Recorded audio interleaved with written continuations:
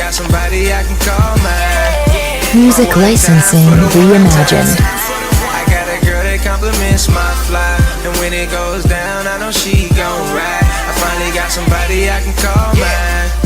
My one time for the one time. Look, the one.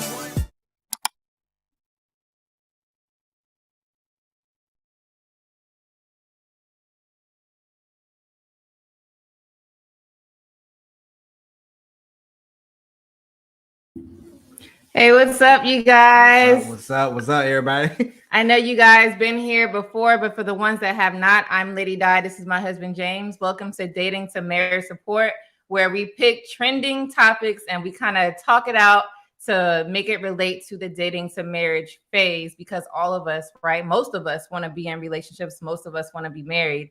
And if you don't, I know you do deep down inside. So yeah, we're here to... You just sorry to hear that. Yeah, facts. Oh, you don't like getting married?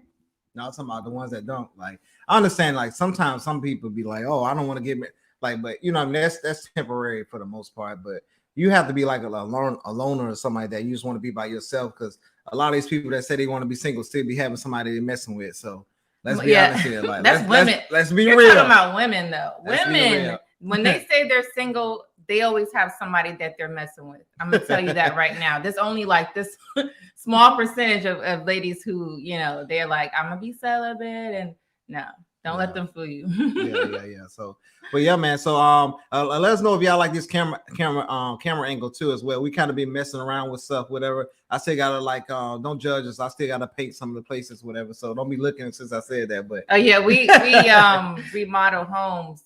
So this is one of the houses that we decided to get that needed a lot of work. Yeah, it was an older house and only one person lived in here. So yeah, that guy was old school. But anyway, so if you see something, it's because we're still like, you know, renovating. But yeah. And we got lives outside of YouTube, so. Hey. Yeah, but for the ones who are here watching, thank you so much for supporting. If you can, please try to share this live if you'd like. But you know, we're trying to grow the channel a little bit more.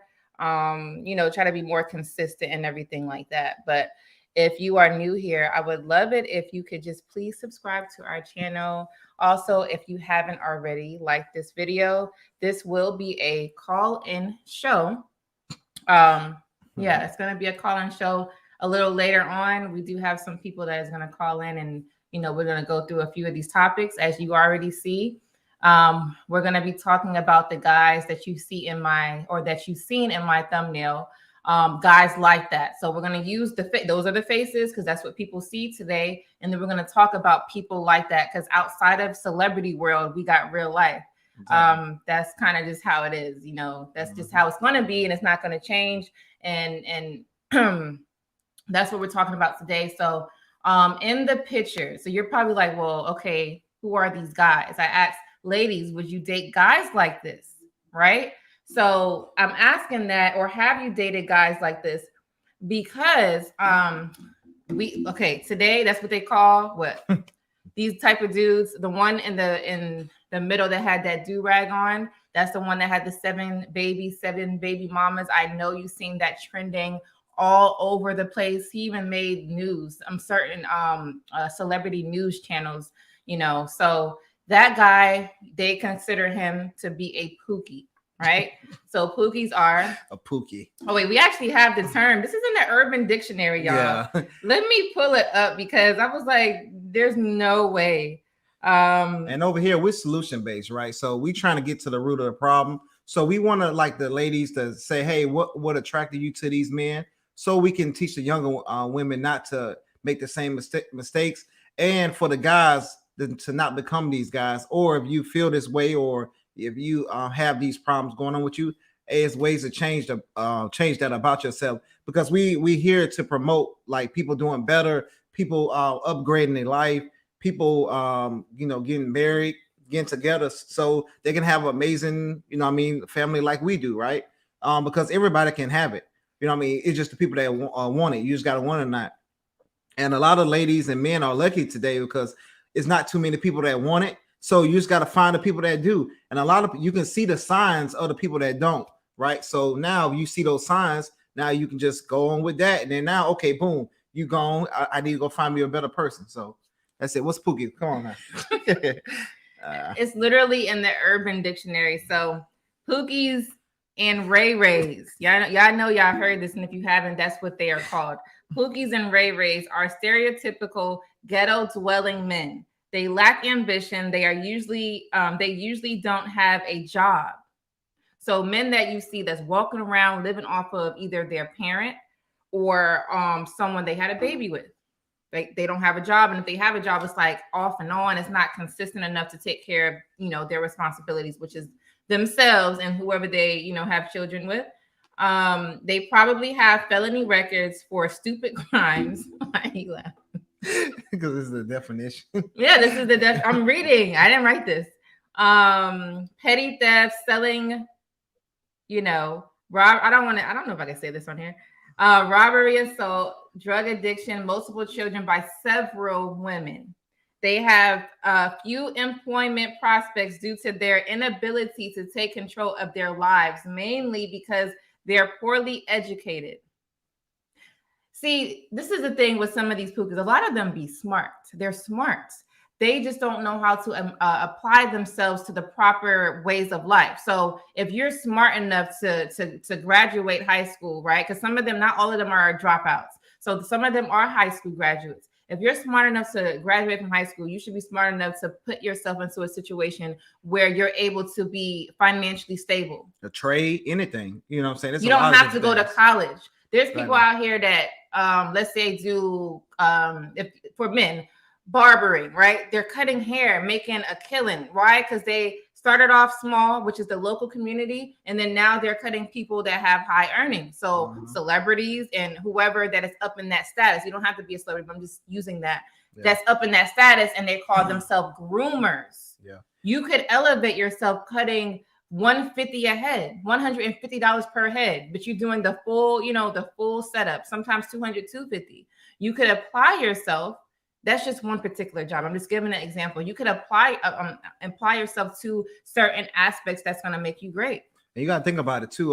So we got to do the math. So if you want to make $100,000 a year, you got to make like $400 a day, and that's a 5-day work week, right? So if you're doing $150 a head or $50 a head, you know what I mean? You can start like calculating, okay, I need to be making this amount of money. Not saying that you have to make $100,000 to be happy, because you really don't, honestly.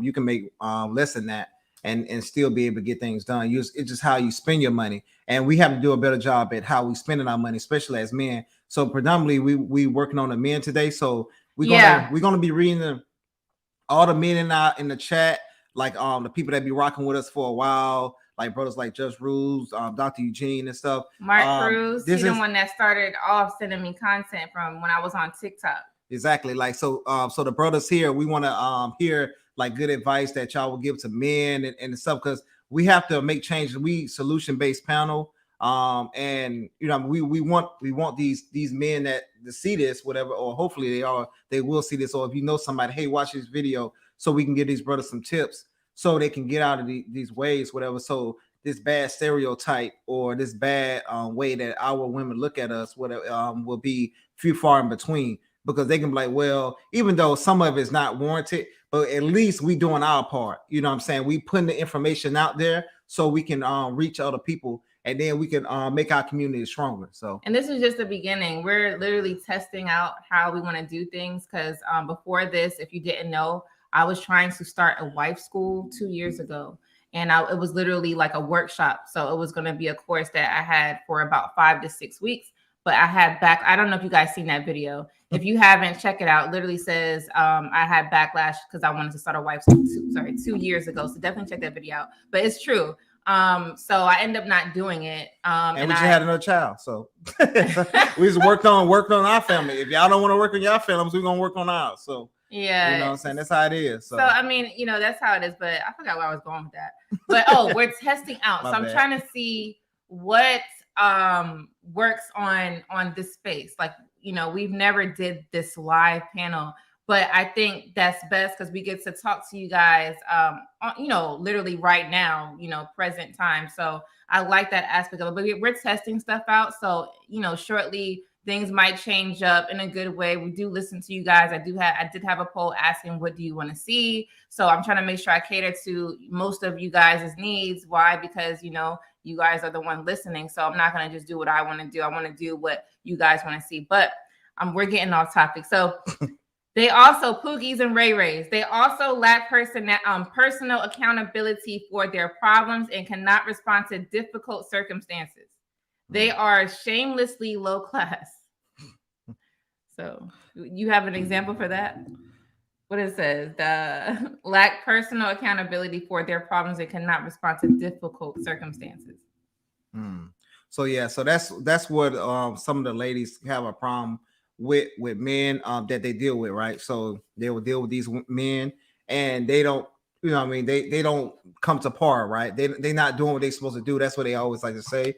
So now this is a show to kind of talk about them, and also we can kind of touch base of women. Hey, what actually? Because sometimes men that's actually average and they doing their thing, they call them a Pookie or a Ray Ray, right? So we got to understand, like, hey, just because he's an average guy, he's not a bad guy type of deal. So the women have to lower their standards of what they think an actual man is supposed to be, and the men that's at the bottom, they have to work their way up to get to the average guy. And if they want to stay average, all right, cool. But if you don't, you can continue to work to become better. So, you know what I mean? That's what we kind of want to touch on today. So, you know, Pookies are what they are, just like other people, let's say women who are not in a good space are what they are. Can they change? Yes, they can.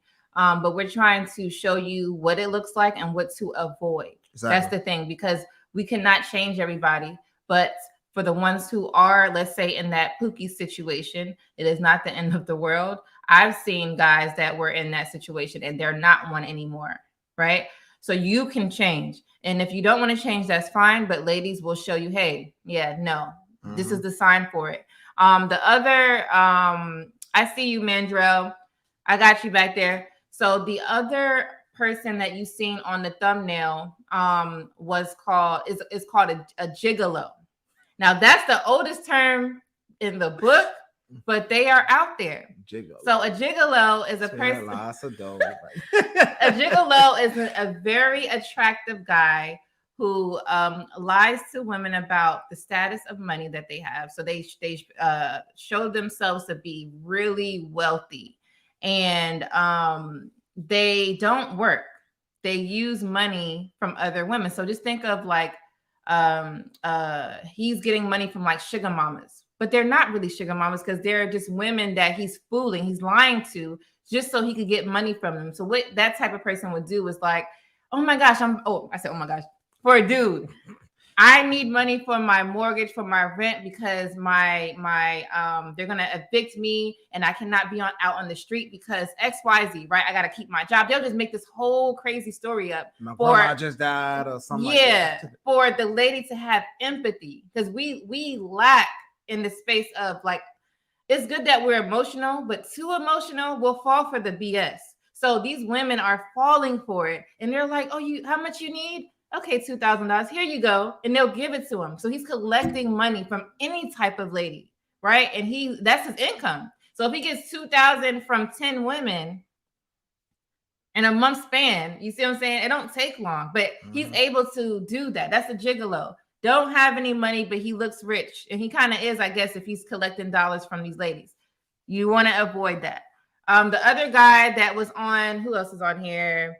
I see you guys. I'm gonna put you up when everybody shows up. Please stay on. Thank you for being here. So the other guy I had up was, look, I'm trying to remember. Oh yes. Stefan. Steve Urkel. Yeah. I mean, these are old people, okay? Old celebrities. Like, that's an old show, but it's very important because people like this guy still exists. So his name is Jaleel White. On the show, he portrayed himself to be the dorkiest person you could, ever meet. That's what they made him seem like. And he wore the overalls, the suspenders, and, had these big bifocal glasses on with the straps. They try to over exaggerate the situation, saying that he's not going to be able to get married because of how he looks. And some of these guys, this is the incel guy. some of these guys are not attractive. So that's what I have a definition for this actually. It says a member of an online community of young men who consider themselves unable to attract women sexually, typically associated with the views that are hostile toward women and men who are sexually active. Self-identified incels have used the internet to find anonymous support. Now, when I looked up incel, they showed men who were like not attractive. Like you wouldn't date them. Like for a lady, you want someone that looks somewhat appealing, I guess. So they're hurting out there. Those are the ones that are like, haven't had sexual activity because no one is going to give them attention. Yeah. But I wouldn't say that those are the guys you want to avoid. And some of them are very socially awkward. I would not say that those guys you cannot be with. I would not sit here and say that because just because they're socially awkward or let's say that's not as attractive does not mean they cannot be a good husband or a good father. So I want to put that out there. That does not mean that. It's just working around it. Some of them are that way because of their lifestyle or how they were raised. But we don't want to knock those guys. Those guys are good. They focus on sometimes the right things when it comes to their finances or, making sure that they're financially stable. So I'm not going to say we're going to avoid the incel type of men unless they're harmful.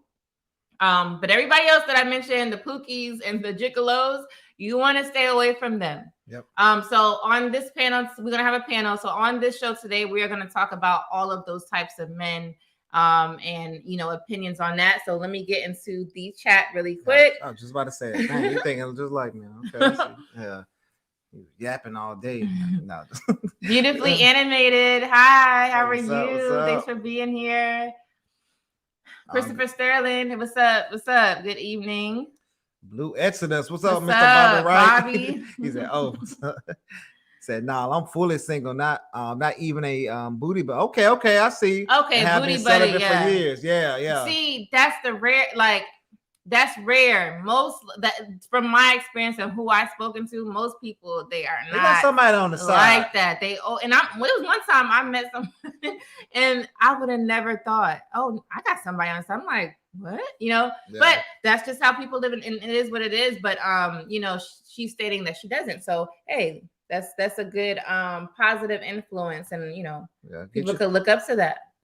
Yeah, we can get you a man. We're gonna work on this. Oh yeah, in the future we do plan to have an actual dating show. I'm going to vet these people. He's going to vet these people, and we're gonna have suitable potential partners. That's in the making, but we're gonna do all of that for you guys because it's hard to vet. Yeah. Say Tony Liver, what's up? What's going on? I think it's the first time you seen him before. I think I have. Okay, now, sometimes there are, we have viewers that watch, but they don't comment. So I do appreciate the ones who eventually do comment. Or if you're new here, thank you so much for being here. Says, you guys are amazing. James, you are so lucky. Lady Di is a queen. Yeah, thank you so much. Thank you. I think she more lucky, man. But they can see in my face, look, I just brought James on, and that was the plan anyway. We were going to use myself to kind of get out there. And now, James is here. Hey, Eugene. What's up, Dr. Eugene? What's up? What's going on, brother? We got Just Rules in the building. Said, good evening, James. Lady Di. What's going on? Hey, Just Rules. Now, I received your emails. There was one email where I was like, thank you so much for sending that. Your emails are very insightful, great information. So definitely keep doing that. I am going to respond. I just want to take my time on that because you sent, some valuable information. So I want to take my time on that and respond. But I did see your email. Thank you. Thank you so much. Cool. Said Negro stereotypes of black men. He was talking about the Pookies on that chat. Oh, yeah. So what's up, Mark? What's up? What's going on? What's up? He says, I know some beautiful women that are and some broke, irresponsible pants, having off their butt weed, smoking bums. And that is why I am doing dating. I'm done with dating in the West. Wow, dang. I am not dating in the West. I'm sorry. I'm just adding words to the junk. I'm adding like you, baby. My bad. Hey, what's up, D? What's good, family? How y'all weekend so far? Well, Bruiser has been on my channel a few times on a live, and you see him in the chat sometimes. We were able to meet him finally in person, him and his family, his kids. So yes, we were able to do that today, actually. we met up with them earlier today, so that was amazing. Weekend was going good so far. Yeah. Okay. Y'all, I like how y'all interact. Hey, Rodney, thanks so much for being here once again. They said, was it one of them a married was a married woman who didn't tell her husband? Dang, we should have read that when it was happening. Let me think. But go ahead. Let me think. Yeah. So Eugene says, tell they want to blame somebody else for the actions. Facts. Yep. Say, good evening, Lady Di. Looking amazing as always. Shout out to you guys. Appreciate that, Golden Court. Hey, Courtney. Gigolo, male 304. Exactly. Yep. Male player. Yeah, everybody, male horde. Let's be clear. Hey, everybody on one. that. Everybody on that. What's up, Travel? Julia White, yeah. The Urkel, that's okay. That's the yeah, type. not Urkel, oh no, not Urkel. Oh no, Urkel wasn't being a Pookie. Nah. No, we was talking about the nerd, the character that he played. She should have put the glasses on there. You know, you don't put that one. Yeah, say some of the people lack confidence. Yes, facts. Say, what's up, Lady James, Lady Di? Say, yes, I honestly don't know a few shicey, scandalous male associate co-workers coldly leeches off selected women they preyed on. Yeah, man. So it's out there. So we have to protect the women from this too as well, the good ones, because we don't want the good ones to turn to the bad ones, right? So because they're gonna get this trauma and they're gonna feel like, oh well, let's go do this and do that, blah blah blah, right? When they could just like, no, let's be good. You know what I'm saying? And a lot of brothers that want good women, they're gonna have to deal with those consequences. So yeah, we're gonna have to work with those brothers as men. And I even had to talk to my brother about it because he was doing it. So I was what? Being a Pookie? Nah, he wasn't being a Pookie, but he was kind of like, we got Pookies in the family. Nah, he was kind of like, now we all of us got it. Let's not be fake here. Yeah, he was being a bomb, man. So I actually started a company for him to work. So that's kind of how serious I was trying to change him. So, but he said, "What up, James, Lady Di? What's going on? Congrats." Let me drop the link for you. Okay, what's up, Hustler? Anybody could join. But let me drop the link because I know that's what I said. Yes, what's up, Hustler, Muscular? There we go. We got the Black Intelligence in the building. What's up? What's up? I like that thumbnail, brother. No, Black Intellectual. Oh shit, I said that wrong. My bad. Intellectual. Thank you. Hey, what's going on? So, okay. She said, "I just don't want to sleep around and waiting on my husband." Yeah, facts. That's what I'm saying. Exactly.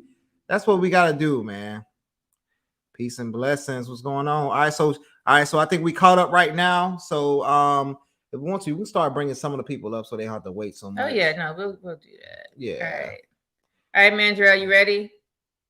All right, cool. Cool. We gotta get these strong brothers in the waiting room, man. Prototype. What's up, brother? What's up, Prototype? What's going on? Hey, what's going on? My bad, man. But nah, you was already ready. So what's going on, brother? What's up? How y'all weekend been going so far? Man, pretty good, man. I have no complaints. Yeah, no, facts. The family's good. Everything is groovy. Nice. How y'all doing today? Y'all good? Yeah, we good, man. We're good, man. Trying to get these people some help, man. I know y'all gonna come with the strong sense, man. We need more videos like this instead of all the drama that's been going on. Oh my gosh, there's so much drama right now. I'm not looking no parts. If you come on this channel, you see Lady Di because you think she part of that drama, we're gonna say no. I'm not doing it. All right. You see my face on these screens, I'm not doing it. So don't come on here for that. Yep. Yeah, man. We all about positivity and everybody that gave us a space or gave us a shout out or gave us opportunity. We thankful for that opportunity. So yep. So we're just gonna stop there right there. But yeah, man. So have y'all ever had like a family member like kind of like myself that y'all kind of had to like change and you know what I mean, say, hey man, you messing up, what's going on with you type of deal? Oh yeah. You know what I'm saying? But yeah, he didn't listen. So I mean what's up, Dr. Steele? Yeah, he didn't listen. I don't know, he's doing whatever now. But you know, everybody got one. Everybody got that one, and then they don't listen. So you can only tell somebody so many times. You know, you can lead a horse to water, but you can't make him drink. Yeah, that's true. Have you Pink, are you ready? Oh my bad. All Yeah. right. All right. Cool. Man, my whole family a mess. So there's no Oh. one. Mm. You know what I'm saying? So I mean, everybody just do what they do. Like, there's no talking them out of this or that or hey, be positive. I don't even have that conversation. I just go this way. Yeah. Yeah. Dang. So, what about you, Hank? It's like that over here too. You know? What about you, Hank? Have you had got some family members that you kind of that was like was a Pookie or whatever that you try to like help out and tell them about itself, like a male? Shit, yeah, my ex-brother-in-law, both of them. Did he change? Did they change? Did anyone change? I didn't matter to me no more. I ain't married to his sister, so it don't matter. I'll give it down again now. Yeah. But now they still doing the same shit. Damn. Do you think it's how they was raised? Were they raised like in the hood, or did they have no parents? No. You know, the beautiful thing is they had their father in their life. They just didn't want to take after what he did because my ex-wife wasn't his biological daughter. He took on that father figure role for her. But yeah, they just went off the path, you know. So they did what they wanted to do and just never learned that lesson. You know, it's just one of those things. Yeah. Live that fast life, and get that fast money. So you know, got caught up in the system, and they've been down here ever since. But never wanted, you know. Well, one of them doesn't really take care. One takes care of his kids, but he don't have no money to take care of because he's always in and out of jail, being locked up for drugs. The other one the only way he's gonna take care of his kids if he's with them. If he's not with the mother of the child, he ain't taking care of them. No, I will say that I don't know any deadbeats. You know what I'm saying? Like that's good. As wild as my whole family might be, you know, my friends or whatever, you know, they might be in the streets, they might be here, they might be retards for the most part, but they all take care of their kids. I don't know any deadbeat dads. Yeah, that was one of the things like with the like with my brother, right, when he was going through his situation and he was like kind of like living off women. I was telling him like, bro, like what are you doing? He was a gigolo because he had no kids. Yeah, he was like, and I was like, bro, what's going on? What's going on with you mentally? And so he kind of went through a situation like he was actually raised by a stepdad because he didn't his dad kind of didn't want to deal with him and stuff like that, whatever. So I think he had a little bit of that kind of like trauma. Yeah, like abandonment issues. And then like my dad tried to like kind of take hold, my real dad, not my stepdad, but tried to like have him come over when he was younger, but he didn't want to come over. He just wanted to stay with our mom and stuff. And then like when my stepdad came with the pictures, that was kind of like became his dad. But he still resorted to that. And me just kind of talking with him, I think he was just kind of like in like he was always giving up all the time. You know what I mean? I was like, bro, like you got all these, he graduated, he's a pilot. I was like, bro, you graduated, you did all this type of stuff, whatever. But since the airlines after 9/11, they wanted him to get more hours, they kind of like jacked him up. But I was like, bro, you're gonna be okay. You know what I mean? You just gotta fight through it, keep fighting.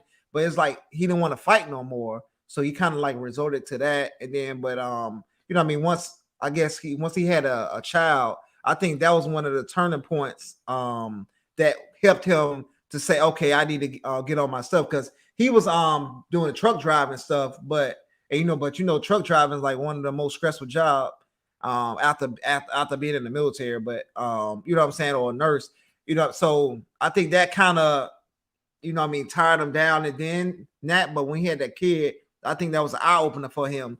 So I'm just trying to figure out what some things we can do to help these guys out, type of deal. So. Well, it seemed like he had something to live for, because so I don't think babies solve problems, but maybe certain people, for him, it helped him because he is very different now.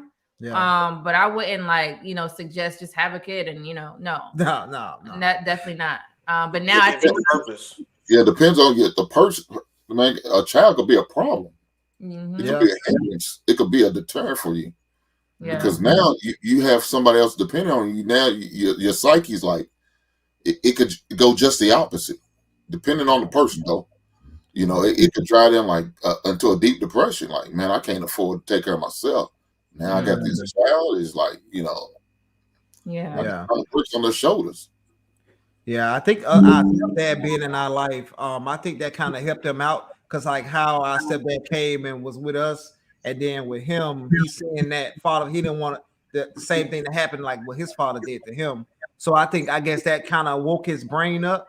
But yeah, we just kind of trying to figure out like some things that we can do to get these guys because it's a lot of opportunity out here. Y'all see it, you know what I'm saying? I know I see it. So it's a lot of different things that we can do to take care of our families and stuff and be successful. So yeah, man. I got another family member. I don't know if y'all want to keep talking about my family. No, they're gonna hate me, James. but No. Hey, I'm an open book, man. I'm an open book. Yeah. You got to deal with them, not us. Look, they're on, right? Yeah. 10. Hey, what's up? Easter's coming up too. Y'all about to have Easter dinner. They'll be like, so who was you talking about on your show yesterday? See, luckily they don't watch our show. Luckily they don't watch it. What else? You don't know that. You do not know that. He said, What's up, Tim? he said my older brother is like that, James. 6 baby mamas, and I think he felt abandoned. Dang, yeah. Sheesh, boy. I don't know how you. Oh my gosh. I would all them damn kids, man. Exactly. But there's 6 different. 6 different, yeah, and now you got to deal with 6 different attitudes, 6 different problems. I don't think people think that far ahead, right? Because I think people just have kids, and the first step was, well, I'm just going to be a good dad. As long as I'm a good dad, it doesn't matter how many kids I have. You know what I mean? And like, even when I had my first set of kids, like I had 4. You know what I'm saying? So my first 2, I can admit, like I was in a low point, and I needed a win. And I thought about being a father my whole entire life, so I knew I was going to win at that. And so I was like, I don't got nothing else to lose. I was like not even out of college yet. You know what I'm saying? I was like 22, and I had kids, but thinking like, well, I can't fail at that. You know what I'm saying? But that's when I felt probably the lowest in my life because I didn't have any like real purpose. I wasn't playing ball no more. Like, you know what I'm saying? So I need something. Yeah. So I chose fatherhood. I mean, it was a terrible decision, but even still, like that's how my brain was thinking. Like, well, I mean, if I become a dad right now, I need something to feel good about. Right. But that's powerful, man, because there's other young brothers that probably listen to this and they be like, you know what I'm saying, probably had that same mentality. Like I have another brother that had they did the same thing you did. He was at a low point. He was playing college football. He was with his girl and he did it on purpose. You know what I mean? They're not together now, but they got a good co-parenting right now. But you know what I mean? They kind of like the same. They kind of gave him a purpose type of deal. And he would, you know what I mean, regret. He said he shouldn't have did it now or whatever. But you know what I mean? It's people that be feeling that and they need to hear that type of stuff. So wow, yeah. Well, the thing about when people do stuff like that, what's going to happen when that kid grows up and moves on? I mean, are you going to lose your purpose then after your kids have moved on? A child can't be your only purpose. That cannot. You got to have other purpose in life besides just your child. Again, because that child's going to eventually grow up and be a young adult and move on from you and move across the country. And that's how these son husbands happen. Yeah. Yeah, exactly. Yeah, the son husband. Yeah, that's how the son husbands happen. You know what I mean? Or that's the daughter wives and stuff like. So I mean, but that's kind of where it stems from. Is that mom saying, holding them like, hey, I took care of you. And, you know what I'm saying? And super dependent on their son to be their man instead of out there. Now some moms move on. You know what I mean? I know a lot of moms be like, all right, yeah, 18. Mama gotta have a life, but some women don't. They just kind of fall into my son's going to be my husband kind of a situation. You know what I mean? Yeah, exactly. That sounds gross. Yeah. I should have found that video. That is gross when I see it. Oh, goodness. Yeah. We do have some interesting videos for y'all today. I'm just waiting for a few more people, but Mandrell on the show, he ain't said shit. I mean, this is the first time. He don't say damn quiet. No, he in filibuster mode today. He quiet. Hey, he don't deal with them deadbeats, huh? Oh, okay. He ain't worried about it. But what's up, man? Dre, you good? You all right? You lose your I'm fine. No, I'm fine. I just want to make sure. Do well-being check. But no. But honestly, like, man, I have some cousins, right?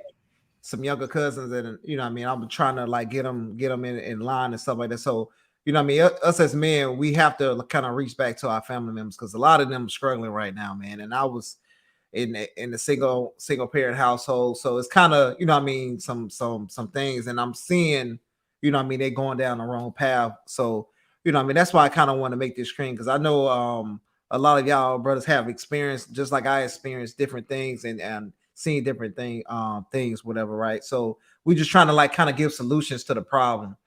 You know, I know it's going to be 100% on them, but a lot of times, a lot of these kids, they want to see it from us, or they want somebody that been through it, so they can kind of like talk to them about it and come back and like kind of share some light on the situation. You know, so, and that's why I kind of sometimes when I go back home, I go to like the high school and like talk to the kids, and you know what I mean, just so hey, yeah, I went to the same school, you know what I mean, and I'm living here, I'm doing this and blah blah blah. Hey, you can leave this area and do something better than I did. You know what I mean? I'm not doing anything special, you know. So that's I don't say everybody got to do that, right? But that's just something that us as people, we can kind of like get a group together to do that, and you know what I'm saying, and kind of like spread some word and just make a bigger change in our community and stuff like that. So, well, Prototype, I have a question for you real quick. So you know, you mentioned that you were at your lowest at one point. So besides you having kids, is there anything that you did on a personal level to help you get out of that? No. I already was on path. So it wasn't like I was away from anything. It was just taking time for it to happen. You know what I mean? Right. Like I said, I was in like my senior year of college. You know what I'm saying? When I decided to do that, and I didn't necessarily know like how the job situation was going to come out. Like I graduated 2007, so you know what I mean. So you know how that was, right? So yeah, I wasn't sure on how if getting an engineering job or if I was still trying to chase football or. I just didn't know what to do with myself. It was the first time I really didn't have structure. You know what I'm saying? Because I've been on a schedule my entire life, with sports.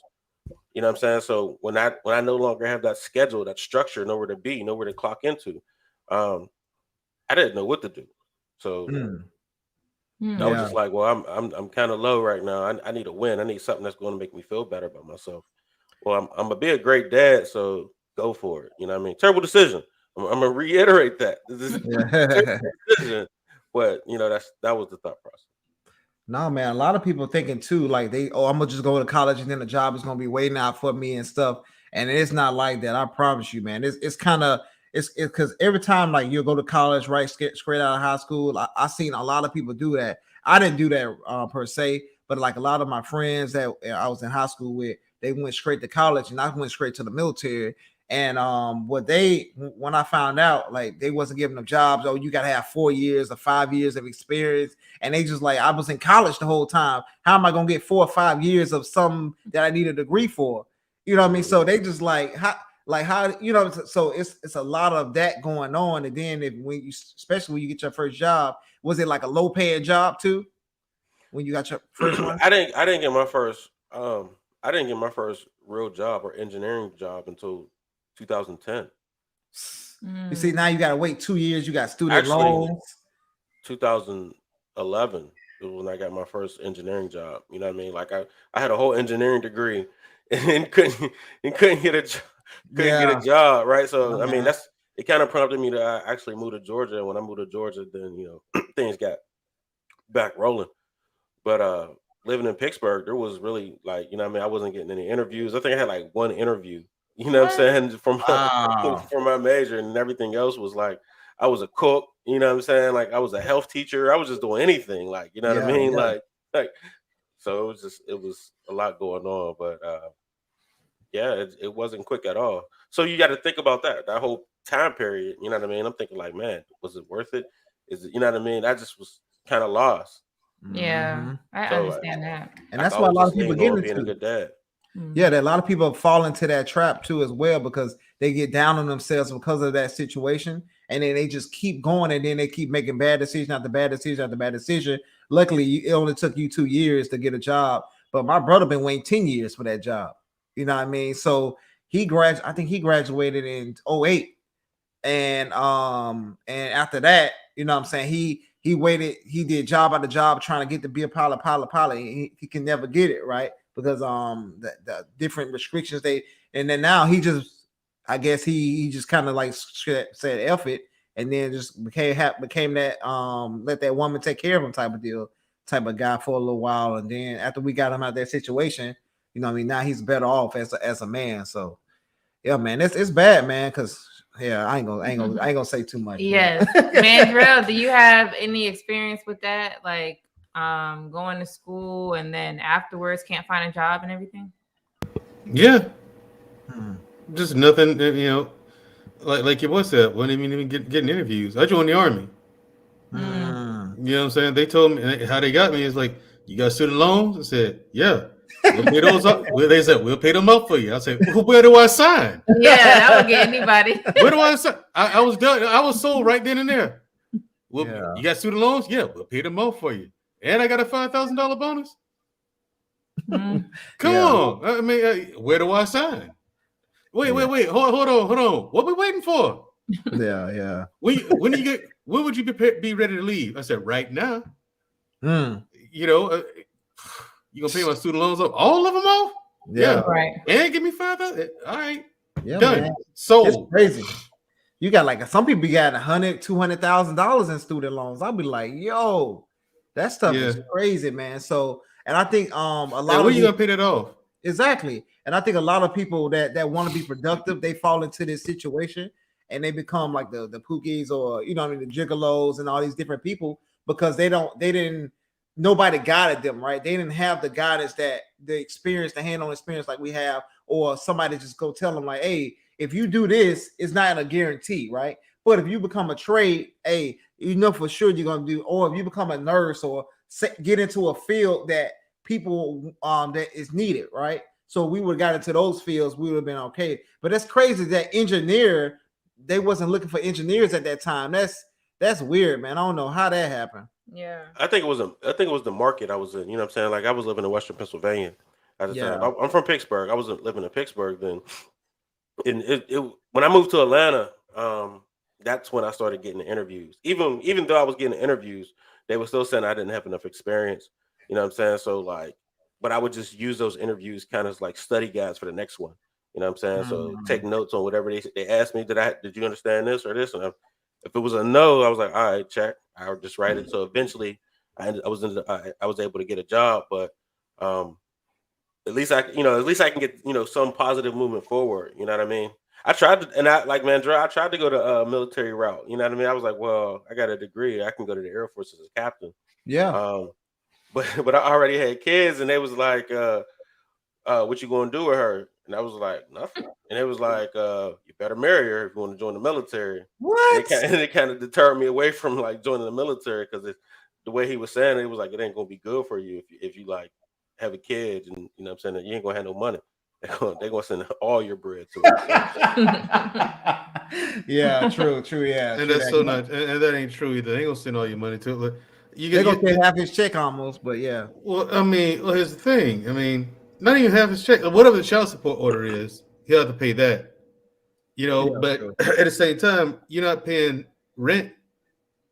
You know what I'm saying? You're not paying for food. Mm-hmm. So it offsets. They just did a bad job of explaining that to you. Yeah, they were just like, you better, you got a kid out there, you better marry her. You gonna marry her? I was like, no. They should have sent you to be an officer. I mean, you was talking to an officer recruiter. You probably should have went to another branch because the Air Force, they kind of picky with their people. You know what I mean? The Air Force full of pricks. Yeah. That was the first recruiting station I went to was the Air Force. And that guy was such a world-class turd. Yeah. I walked right. I looked, and all of them, Navy, Marines, Air Force, Army, National Guard. I walked right out the Air Force office and right into the Army office. Like literally, I went right next door. Nah, he was, he was just a prick. I was like, I'll join the Air Force. I ain't joining no other service, like you know what I mean. So I didn't try anything else. Yeah, the truth of it is, the Army wasn't bad at all. Yeah. No, it just depends on what job you pick. Mm-hmm. But it's not bad. People are like, I don't want to do that. I'm like, you're gonna do a lot of stuff you don't want to do on any other job you get. At least in the Army, I mean, at least you got something to do that's actually a lot of it's actually kind of fun. Mm. I have fun, you know what I'm saying? But you know, and I joined when war was hot, Mm. red hot. And You know,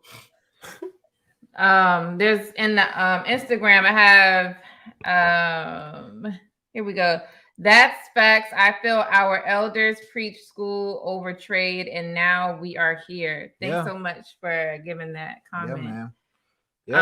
Everybody want to be educated, you know what I'm saying? So and I felt my parents felt into that too as well. But I was just like, hey, when my mom told me she was in her 50s, I think it was the 40s, and because I was just about to go to I was in middle school or high school, and she was talking about she just paid off her student loans. And I was like, oh, okay, what degree did you get? She was like, oh, I didn't finish. And I was like, oh, hell no, I'm not gonna pay all this money for some shit I ain't gonna finish. Like, you know what I'm saying? Because she had a baby around that time, so she had to like get out of nursing school and stuff. This is when nurses you couldn't have no kids while you was in school. They still do that now, unless it's virtual. Yeah. But what's up, Ricky? What's up? What's going on? We about to get into these videos too. Yeah, y'all. we're gonna get into it. Make sure. All right. So, question. It's a question. Should the government incentivize people who have done it the right way? And the more kids you have, the more benefits you get. Here in Texas, you get 40% off your property taxes with 4 kids. Wow, I did not know that. Are we moving? We got damn 4 kids. You want to move? Hey, Some Prototype. of you guys are in Texas, right? Prototype. We need to. I think, yeah, some of y'all in Texas right now. Yo, I've been plotting. I'll actually be in Texas later on this month. But I got a house for sale in Texas if you're ready to buy. I've been thinking about Texas a whole lot lately. I ain't gonna lie. Got a house for sale in Texas if you want to buy. Hey man, dang, we put people together, man. That's what's... What do you got? 4 kids? We got 4-bedroom house ready for you. Oh, hey. but no, man, that's crazy. To answer that question, I think that would be good because I know the population is going down a lot. So a lot of what's going on is these people. I guess the government understand that we having more deaths than births right now. So they're trying to incentivize people to have kids, and that's why they was kind of doing going hard on the the laws. I ain't gonna say the word, but y'all know what I'm talking about. Be clear on the people they trying to incentivize to have kids. Well, true that. Cause they don't get. I ain't gonna. Well, we here.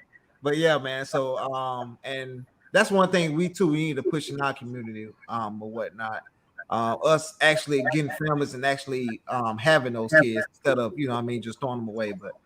But yeah, man. Do y'all think the government should incentivize people to have 4 kids? No. They have 4 kids. I don't know about that. But I tell you what, there's a lot of things I think they should incentivize. One of them is they should incentivize individual who pays child support. They should make that as a tax write-off to me. On time. Oh, true. Oh, tax write-off. True. No, because they get a benefit from that. Yeah, facts. I think that will definitely be a good tax write-off, but I don't know about just having 4 kids. I think Mandrell probably thinking like a lot of these ladies gonna start having all these doggone kids just to get that tax write-off. That's having 4 kids. The tax write-off ain't worth it. So I don't really think it's gonna increase. You know what I mean? Because you think about it for 2 seconds, it's like, yeah, but that ain't worth it. Look how much a kid costs. That 40% don't offset. That 40% don't offset that cost. So yeah. I don't think it'll increase. Think about it for 2 seconds. We're not even talking about the cost of the kid. The mental structure, the raising of the kid is way more difficult than just making them payments. Making payments is easy. You know what I mean? But the mental structure of all your kids go through, it ain't, man. I wouldn't advise anybody to have kids, to be honest. And I'm for with that, and not only that, I mean, property tax. That means you have a house. Yeah, a lot of people renting right now. Exactly. Yeah. I mean, that's crazy, but it is what it is. So, I mean, it's a buyer's market, but it's bad for the seller. But I don't know, man. That's crazy. Like my man said, your kids need braces, man. That's $5,000, $6,000 a child. One, yeah, for one, one, yeah, yeah. yeah. Sure. I was gonna say, man, I had this one lady. We was about to rent a house to her, right? And she was like, I was like, okay, what do you work at? Oh, she's like, I don't work. I said, okay, so how you gonna rent this house? She's like, oh, I get child support. And I told James, hell no, nope.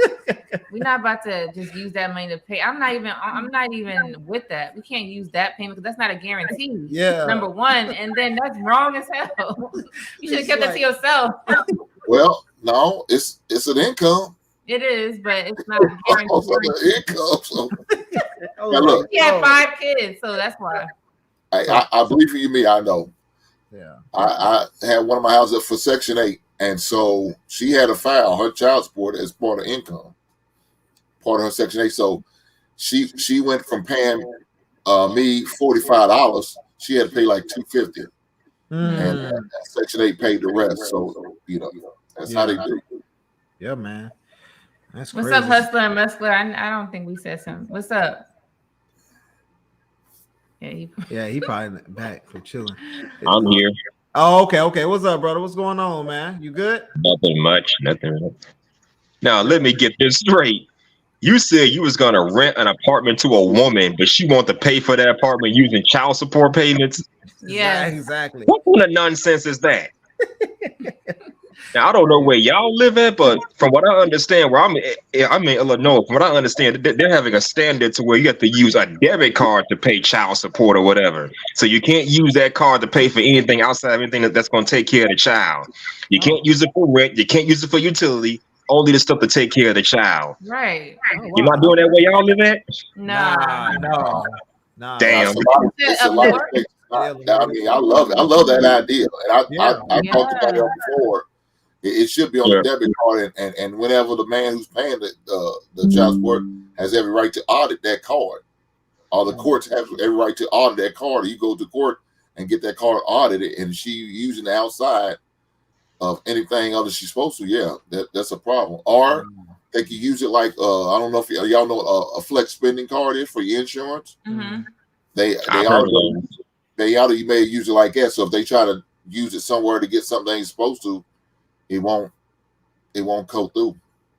Dang, that's dope. It'd be like, I guess they use like a company corporate card, right? Where you got to expense everything. You got to write down and itemize everything you spend and get it signed off. You know what I mean? Like you have a credit card through your company. It could be used like that. But I don't necessarily blame women for using that money however they want to. You know what I mean? Like, I think we should be smarter about not getting them women pregnant. But then, see, that's going to change the topic, but... that's facts though. That's facts. Because some of these ladies, they know how to be a con artist. You know what I'm saying? So it's kind of like you could vet them, right? You're supposed to do your job vetting them, looking at the family, how they were raised, right? But then, they know how to swindle in and just lie. So then you get caught up in a situation. I don't really think it has anything to do with ladies who are no good. Any lady that takes the opportunity to get extra income, she could just be a regular person. She could be a quote unquote good person. She's still gonna try to take money. There's a select few of ladies who would not put the father on child support. That's rare though. There's ladies who make money and they'll still put you on child support.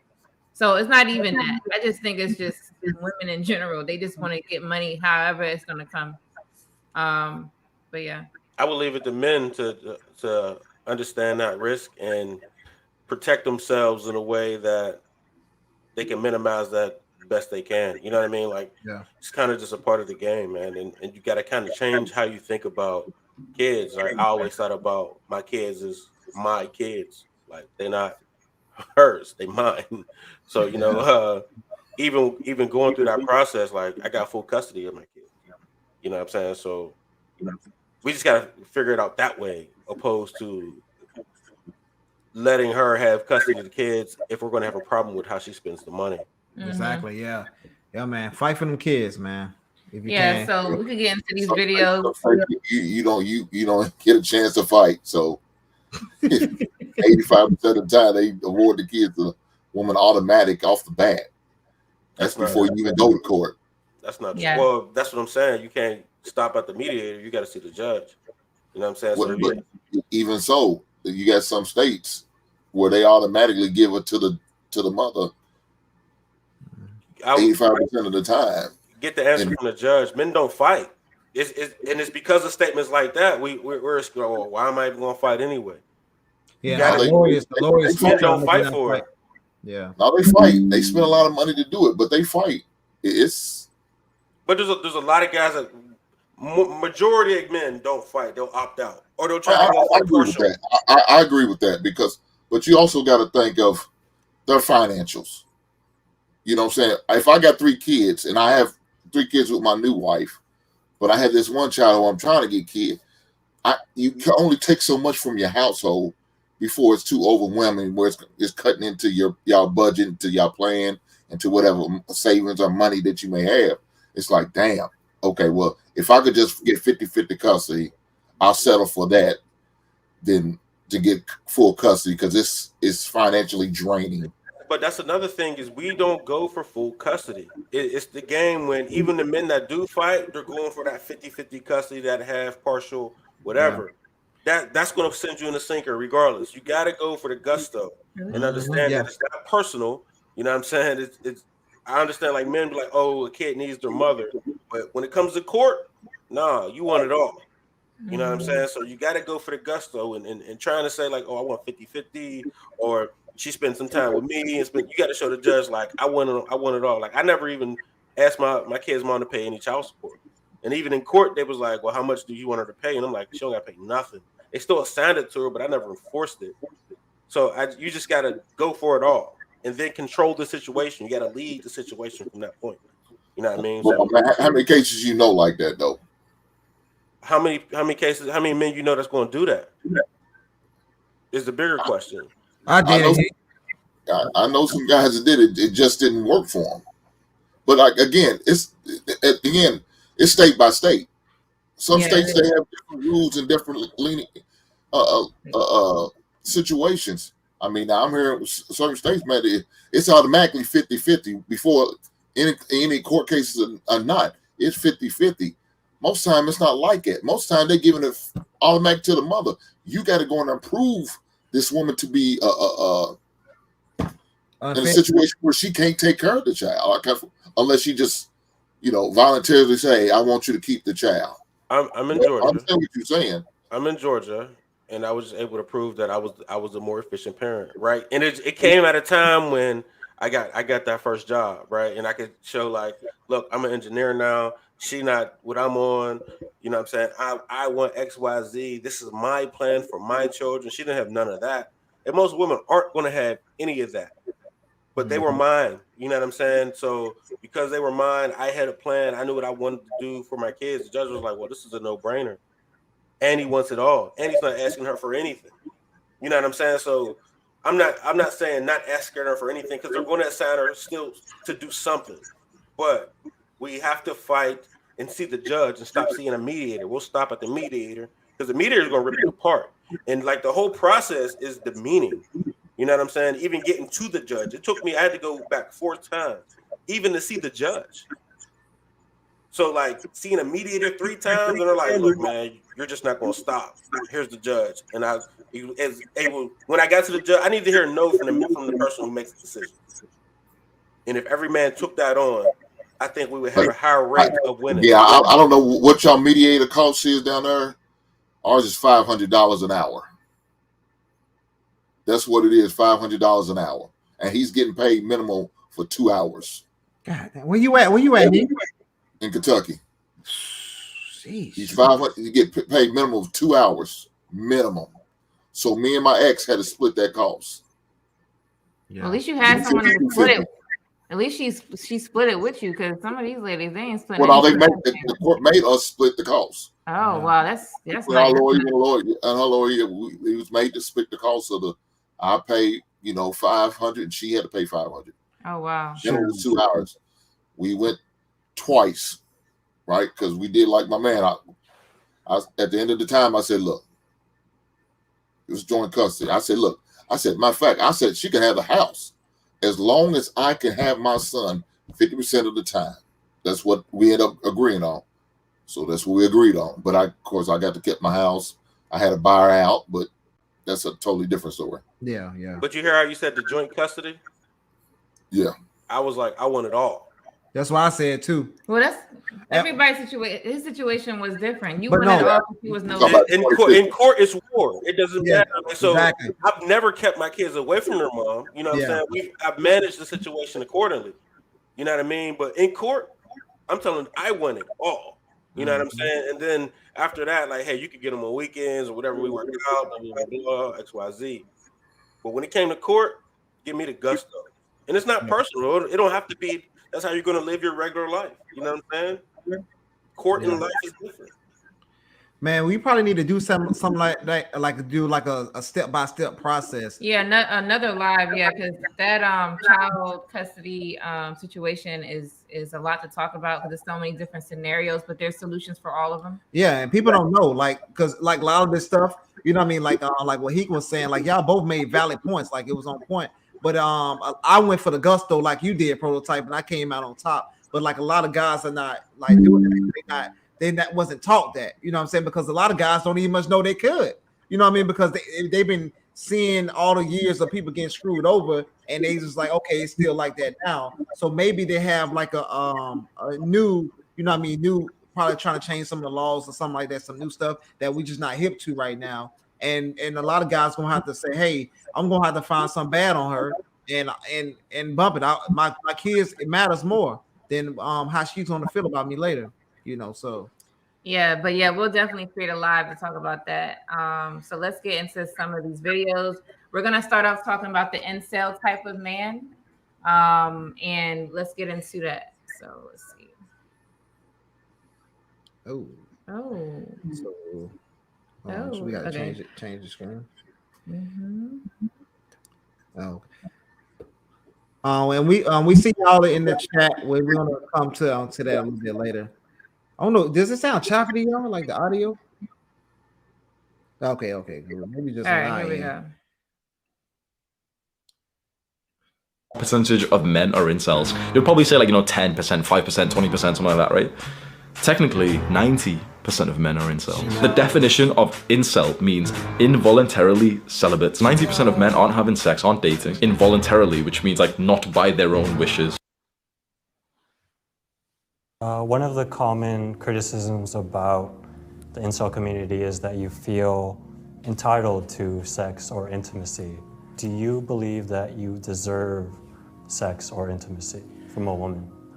I think everybody at some level deserves someone that loves them and, respects them, as long as you are also loving and respectful towards that person. They're an equal, you're not like seeking someone beyond yourself. You don't have like too high standards, I suppose, What's one thing you wish people understood better about you? I don't know. I guess I wish people would recognize how much effort I'm trying, I suppose. Like, I'm working out typically daily. I've lost over 100 pounds. I'm out there job hunting actively. I don't think people recognize how much effort the incels in general try to put into bettering themselves. I would say, people don't recognize their effort. They just assume that they're all like lazy and sad and angry at women and just giving up and things of that nature, I suppose. Okay. All right. What y'all guys think about this? The first two videos. I'm already scratching my head off some stuff. I don't want to say what I'm thinking. What y'all got from that? Did he just say 90% of men are incels? Yeah, exactly. Did this man just say that? Yeah. That number seems too damn high. Well, he's probably talking about single men, not married men or nothing like that. I'm sure he's. Of course, he's talking about single men. Oh, I'm talking about, as far as, not married, no girlfriends. Oh, you talking about in that bunch rather than yeah. I don't think he's talking about just men who's unmarried but has girlfriend. I don't think. I think he's talking about guys with no girlfriend and all that. When I hear the word incel, I'm thinking the dude that has no social life, which means he barely interacts with women. He's busy playing Call of Duty or Minecraft online all day. Has no kind of social skills whatsoever. He's an incel voluntarily because he doesn't get a lot of attention from women. That's what I think when I think of incel. So maybe y'all add to that or push back on it. I want a lot of awkward people around here, dog. I want to tell a short story, right? I remember in college, I was I was a computer engineer major, right? So I'm in a study group, and there's in the study group, there's this bad female walk past, right? And I'm like, dang, like she was dope. I'm looking, I'm thinking about Hawking, right? I tapped one of the guys in the study group. He didn't flinch, he didn't budge, and I was like, hey, you see that girl? Still coating, not flinching. Yeah, I seen her. I was like, yo, wasn't she dope? He's like, she was all right. But he was so like, I don't have a shot, that he wouldn't even engage in the thought process of, could that be me? You know what I'm saying? Like, there's plenty of incels, and we can't think incels as black men only. Like, you know what I mean? Like, think about all the other cultures that participate in this. Even when I traveled overseas, I went to Costa Rica, and they had some men working on this property that we were at. And then, I'm just playing around talking to him about, hey, you want a woman, blah, blah, blah. And even he was like, no, I don't want no woman. I don't got no woman. I'm good. That's too many problems for me. You know what I'm saying? But he's dedicated his life to serving as property owner. So it's like other cultures get it to where like women are a luxury and not a necessity. You know what I'm saying? Like, but we'll be like, I need a woman. But I think that's only the men who are used to getting women. And the men that aren't used to getting women, you're not that crazy about how to get a woman. I mean, but he has no choice. Well, because they don't have a choice. Yeah, they don't have the choices, so they're not even going to engage in that. Well, I don't know about the first guy. I don't know. I thought that was his hair until I realized it was a damn robe he had on his head. I'm like, dude, I see why you don't get none. You like men, but that's another situation. But the second guy, he needs a lot of help, man. He looks no confidence in himself.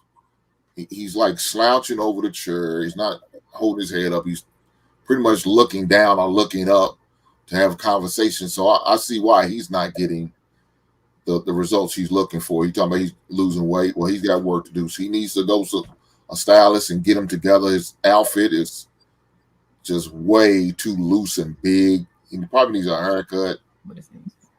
Yeah. He needs a lot of help. Man, I don't know. Mandra, you got something to say? Because I'm going to say what I'm about to say if you don't go. What about incels? Yeah. Yeah. Well, the two videos. Are you here today, buddy? Yeah, I'm here. I mean, here's my thing about incels. What are you gonna do? I mean, they're just afraid to engage. They're just afraid to engage with people. It might be just anxiety about talking to someone or whatever the case may be, but it all boils down to fear. They're afraid to talk to people, and they're just nervous about being rejected. And while I can understand that, rejection is a part of life. That's something they got to get over. They're not going to, but they need to. And the only way you do that is by engaging in conversation with people, going up to a girl and talking to her. They don't know what to say. Just start with hello. I mean, you know what I'm saying? Or how about this? How about you ask her a question? Yeah, have questions. It's like interviews. Like, because here's the thing. Yeah, talking to women, really, for the most part, you let them do the talking. That's why I say ask them a question. Ask them a question. Go for it. Be quiet. Let her speak. Let her get it all out. And you respond then. But let her do most of the talking. But they only talk when they like you. Okay. Then they don't like you. Go talk to somebody else. That one don't like you. But the thing about, man, Joe, they know how to talk. They know how to communicate. They just don't know how to communicate it to women. Right. They can talk to each other. We could sit here. They'll probably look you straight in the eye like they staring at you and have a conversation with you like no other. But when it comes to that opposite sex, that's when they fold. Yeah. That's when they're afraid to get rejected. They're afraid to get rejected.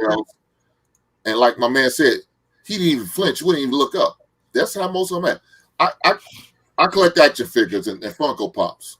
So I go into them stores where they playing them video games, Call of Duty, these card games, these little figurine dice games.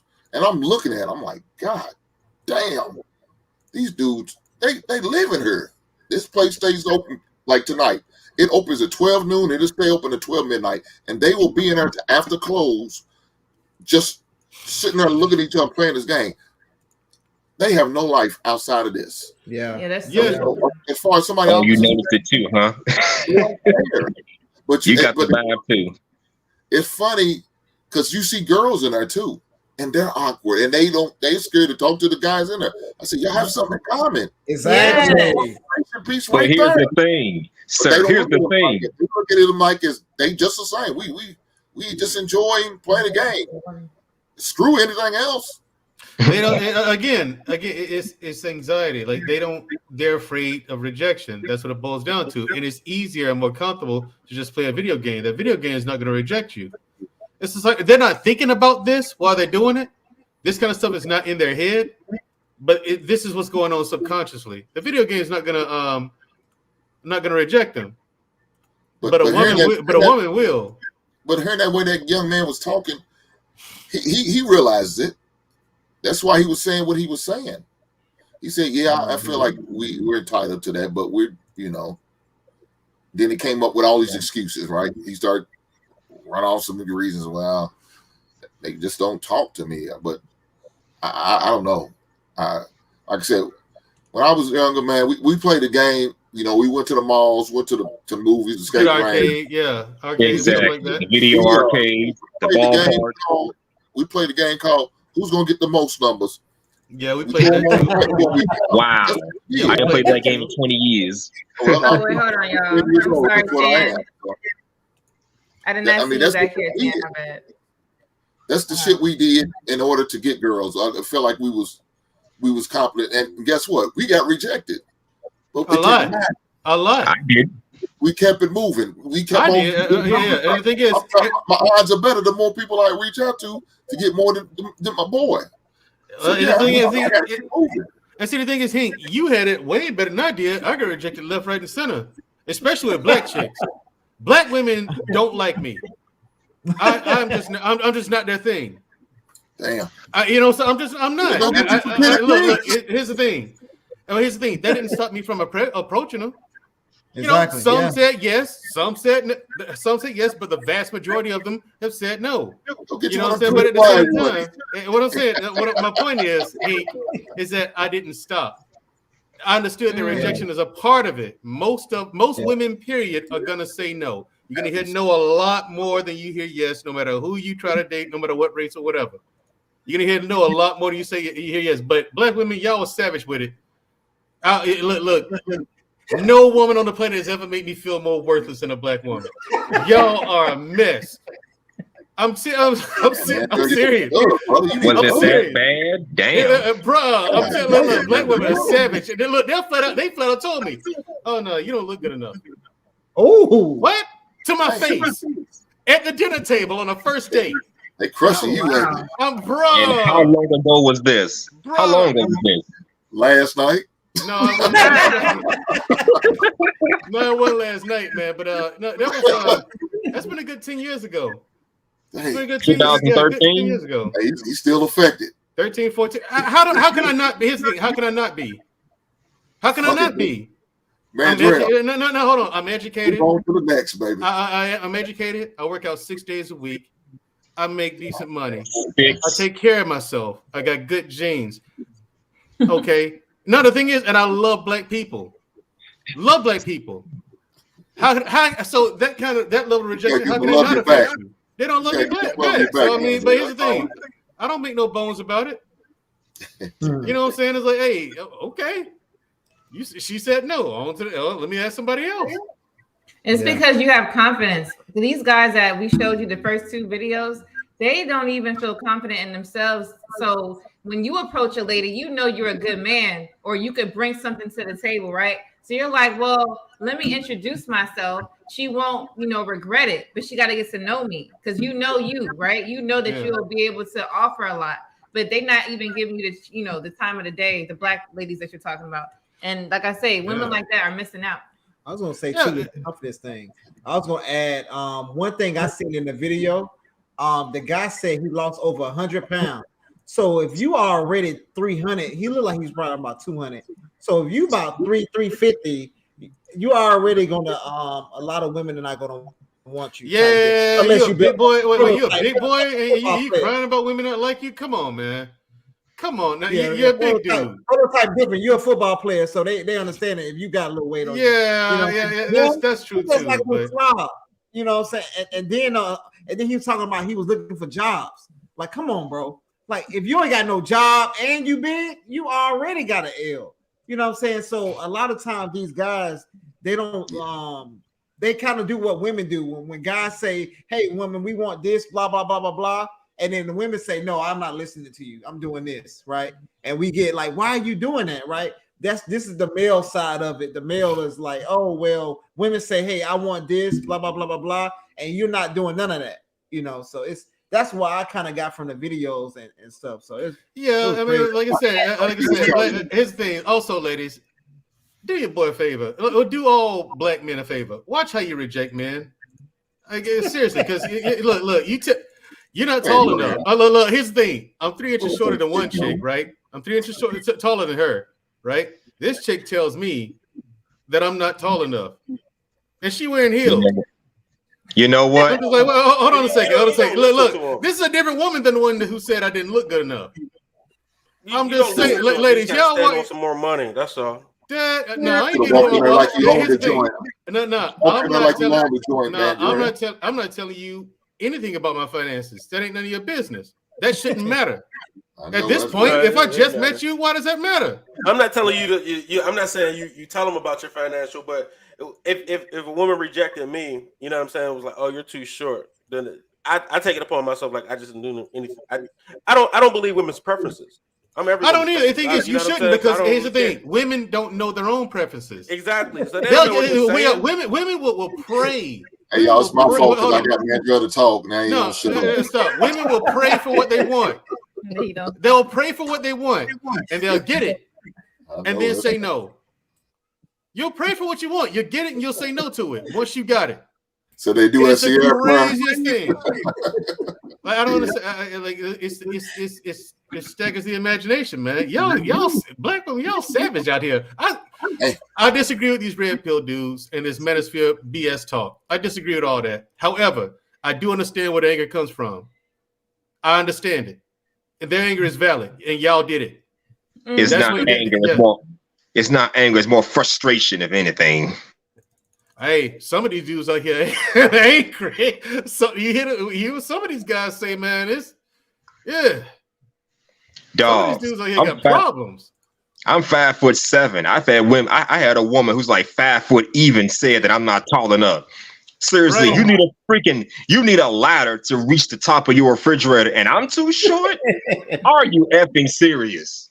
Man, the thing is, because you want to wear your damn heels everywhere. How often do y'all ladies wear heels, by the way? Lady Di, can you answer that for me? I recommend all the time because I love a woman in heels. I used to wear it all the time. But then when I had kids, there's the problem. Yep. You know what? Y'all ain't wearing stilettos, are y'all? Y'all only going 2 to 3 inches? No, I used to wear 4 to 5, and it's because they used to model. Yeah, I still have them. Damn, Lady Di. That's why that's that pole riding shoe right there, ain't it? Wow. You said 4 to 5? Yeah. Damn, 4.5. Was burning after them shoes come off. I had to learn how to buy the right shoes. So ladies, all I'm saying is y'all do all this talk about this manosphere and the red pill talking. I disagree with their talking points completely. That's just absolute lunacy. However, their anger and their rage is justified, and it's your fault. It's justified. Ooh. Y'all did that. Oh, goodness. I mean, like I said, y'all don't even know. Black women, y'all don't even know what y'all want. So I don't even bother trying to figure out what a woman wants. If it's a woman out there I find her attractive, I like her, let me see what she's all about. I'll approach her. I don't worry about what she wants. You can't, because she don't know. She knows what she wants at that moment, but in a week it could be something completely different. Why are you worried about that? And this is what hangs the incels up. They're worried about, am I good enough? Is she not good? Yeah. She'll let you know. Yeah, she'll tell you in one way or another. She'll either ghost you or give you the wrong number or something. whatever they do these days. I don't know. Don't worry about, but you can't worry about that in the beginning. I'll tell you, you know, the different type of ladies. But Tan, I see you're here. Would you like to speak? Can you hear me? Yeah. Yeah. What's up, brother? What's up? I got two younger brothers. One's 26, one's 21, and they're not worried about females, kind of how we were. I'm a millennial. I'm 31. So I applaud that. But to the incel part, a lot of them don't go up to girls. So I'm gonna have to agree. Even like 1'6'3" and 1'6'1". I'm 5'11" and a half, 6 foot on a good day. So they taller than me and they handsome and got jobs and walk in a straight line.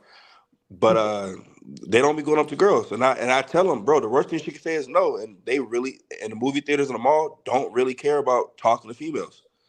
So to that part, I mean, you can say they're incels, but I think the part of them not caring, they don't really care about girls how us millennial kids grew up, of wanting to go to the mall on Saturday, like your husband said, and trying to talk to a girl, trying to get the number. You know what I mean? They don't care about that. They're not doing that at all. So I agree, but it's also a good thing of guys staying on their course and on their purpose. Yeah, You know what I mean? it's true. Yeah. Yeah. Man. I think If they you look can at hurt. the flip side of it, man, like I said, I got an older brother with 6 baby mamas. Would you rather them be incels or would you rather be Dirty Dick Rodney? Because dude was wild out there. You know what I mean? Yeah. But they can hurt him in the long run, though, man. That's the only thing about it, man. Yeah. Because in the long run, if you don't ever have some type of interaction with the opposite sex, you'll never be able to communicate with her properly because you'll never know or have to understand them. You know, a lot of them don't know how to take rejection, like Drill said, man. They can be rude and cruel, so a lot of them don't know how to take rejection. I've always looked at rejection as I'm just not her type, so I never internalized the that's it right there. What you said, but they don't know. But they don't know that because they ain't getting that ism of, hey man, just move on. You'll miss everything that you don't take, whatever the shot, whatever the every shot you miss, every shot you don't take. Yeah. So they don't understand that, and they're not even stepping up to the plate to even bat. So Right. what it is. They don't even strike out. You know, so the thing is, you gotta at least try. Just go talk to her. She's a person. Yeah. What if she says no?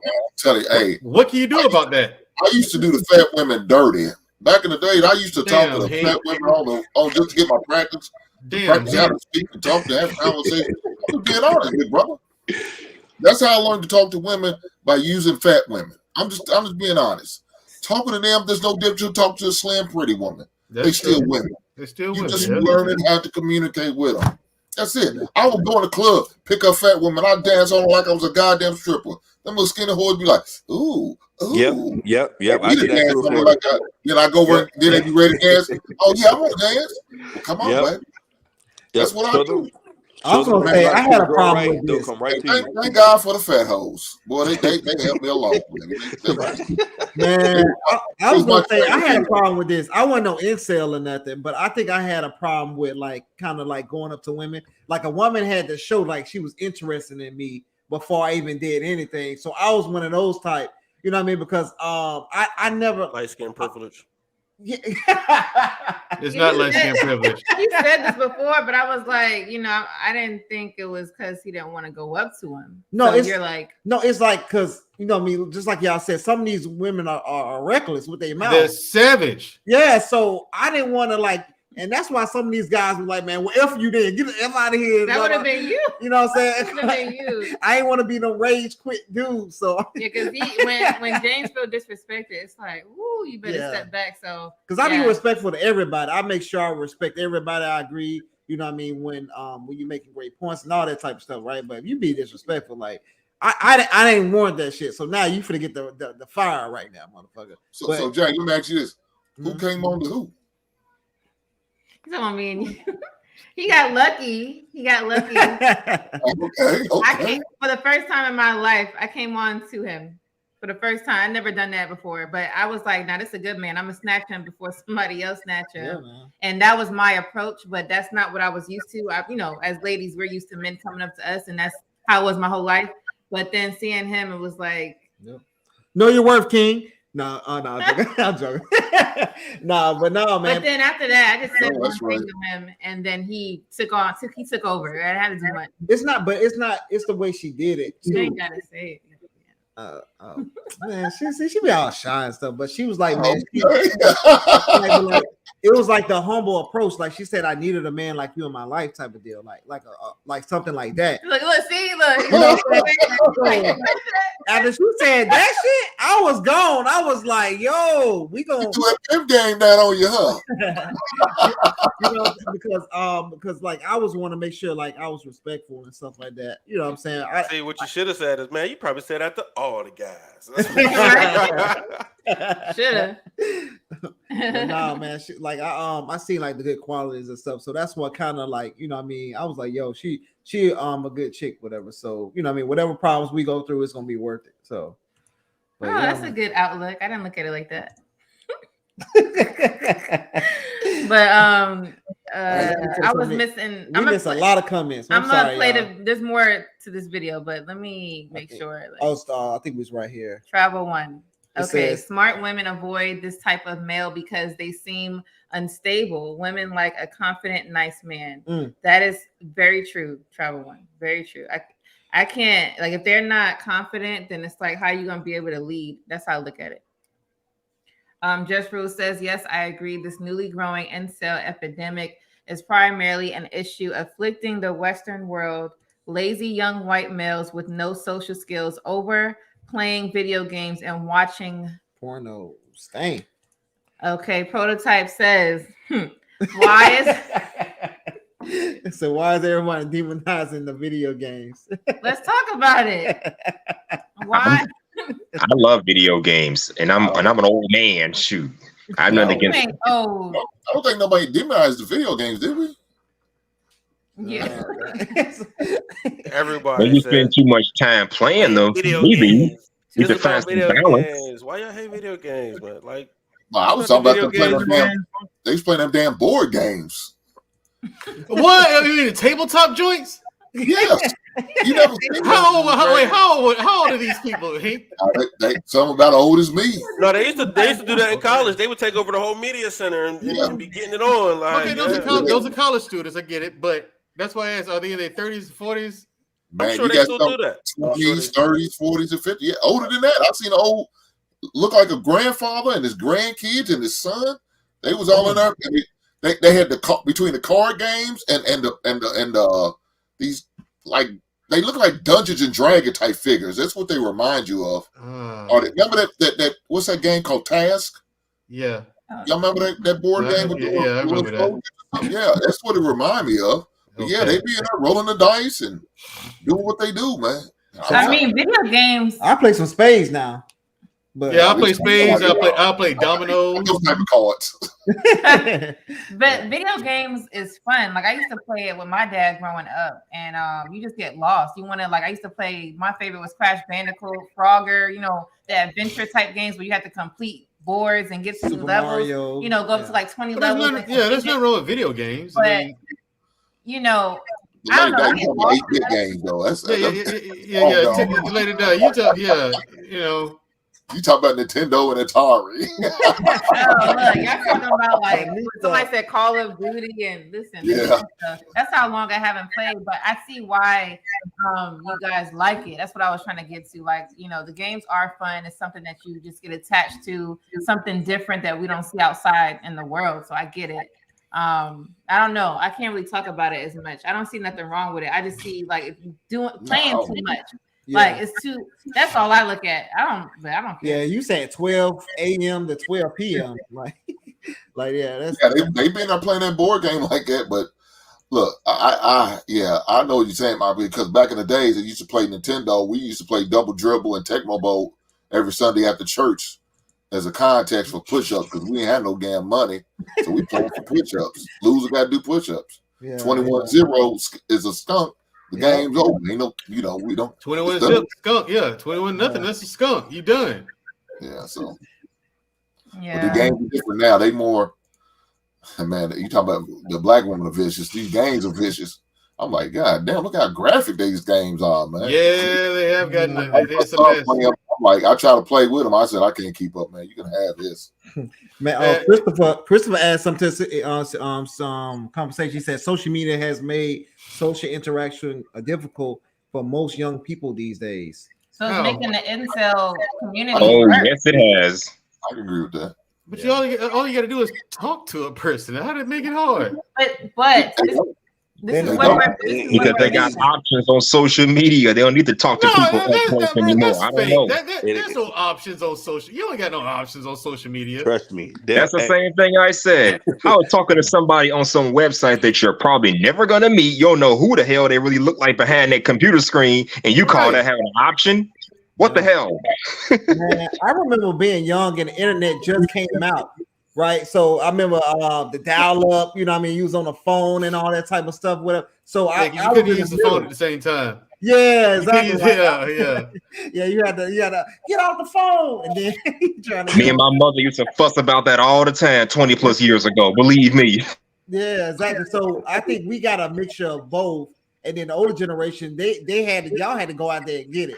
But I remember like the chat rooms. What's the not Blackboard? It was called something. Black Planet. Yeah, Black Planet. Yeah. He was like, yeah. It was he said like chat with people and do different stuff, whatever. I used to bag hella chicks on Black Planet back in the day. So Black Planet, eHarmony, MySpace. Remember when MySpace first came out? Yep. Tag, Bebo. Tag still exists to this day. I don't use it as much, but it's my account got deleted or something. I don't know. Wow. But this is what we're missing though. The incels, not just because they're socially awkward. A lot of them are not attractive. So that's what we're gonna get into this video. Okay.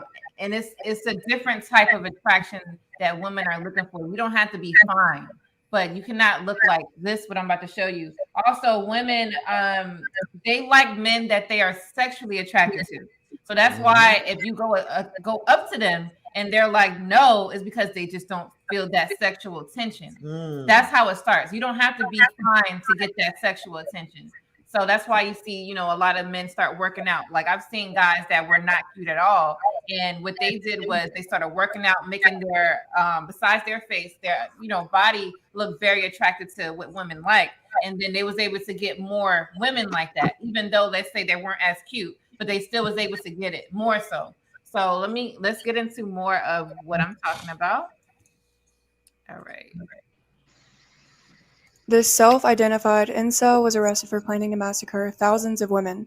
These were his plans and how he was caught. But first, if you don't know what an incel is, aka involuntarily celibate, the DOJ describes it as this. The incel movement is an online community of predominantly men who harbor anger towards women. And that is definitely a lighthearted description of what these people believe. From 2019 to March of 2020, this 22-year-old man posted on several popular incel websites. He wrote that he would slaughter women out of hatred, jealousy, and revenge. He referred to murdering women as the Great Equalizer, and he hoped to kill around 3,000 women.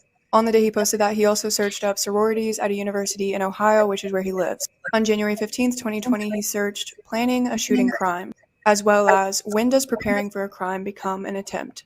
On that same day, he scoped out the same college in Ohio. This man also wrote about how he adored another incel mass shooter, Elliot Rodger, who took the lives of 6 people in 2014. What Elliot did and what this man planned on doing are identical. And if that's not enough evidence that this incel was going to commit a tragedy, here's a list of what he bought in 2019. A bulletproof vest, a hoodie with the word revenge, a Bowie knife, a skull face mask, a 9mm Glock 17, and 2 magazines. He also attended Army basic training in Georgia for 5 months. On March 12, 2020, police searched the incel's home and car. They found several guns, boxes of ammunition, body armor, and more. 3 months later, he was charged with attempting to commit a hate crime and illegally possessing a machine gun. Because that hate crime involved attempt to kill, he could face life in prison plus 10 years. On October 11th of this year, he pleaded guilty to all the charges. He also admitted that if he wasn't caught, he was going to massacre a bunch of women. Yo. Okay. These guys need therapy. Ooh. Let me show y'all something real quick. Stand by. Here we go.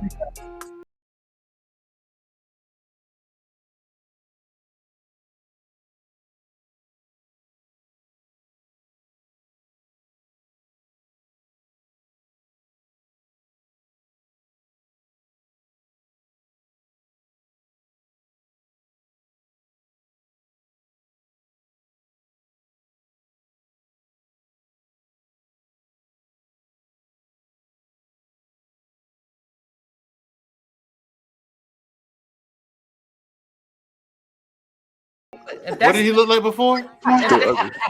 The boy's still ugly. Go back. Come on. What did he look like before? All right, hold up. Here we go. This him right here. You see his chin is tucked in. He got a tucked in chin to this. Wow. Yeah, there's more pictures. Stand by. There we go. You see that? Wow. He's still the same person. Huh? He's still the same person. Right. You see it in the kids. There you go. He just looks better now, I guess. He got facial hair now. Yeah, this is. There's more. You know, Michael B. Jordan got the same type of thing Oh, with his chin. Oh, wow. You see that? So he just, I mean.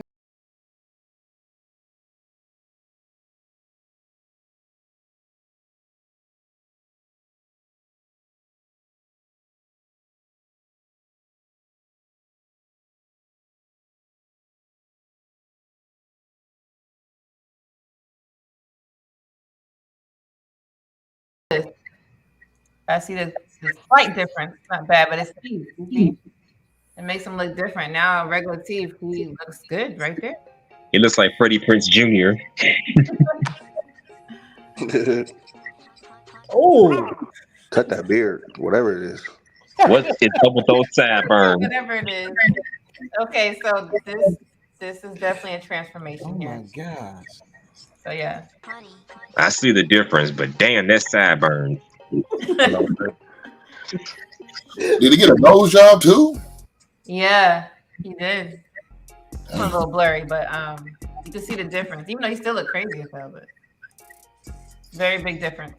He looked like one of them school shooters. Yeah. Yo, I didn't know this was happening. Wow. He's a school shooter. So, you know, it's not just the socially awkward part is definitely a factor, but it's some of them are not as attractive. That's how it starts, and then they become more socially awkward because if you think about it, when you were in high school, how was there a majority of people who would be friends with anybody? Most of us, right? We were just friends in cliques, or for you men, maybe it was just kind of like whoever your circle was in your sports, whatever activity you had. But a lot of these people weren't able to get friends. They were in their group, you know, so it's kind of like they didn't have the opportunity to even be social with anyone because no one gave them the time of the day, men and women. So the looks definitely is a big factor. What do you guys think about the videos I played so far? Well, that first guy, I had a friend like that in college. He wrote my papers. So, yeah, that was during the time he had to, yeah, that was the time he had to type them papers up. Either keyboard, typewriter, or on the early computer we had. So, I hope your college not watching this screen. No. Too late now. That's 98. So.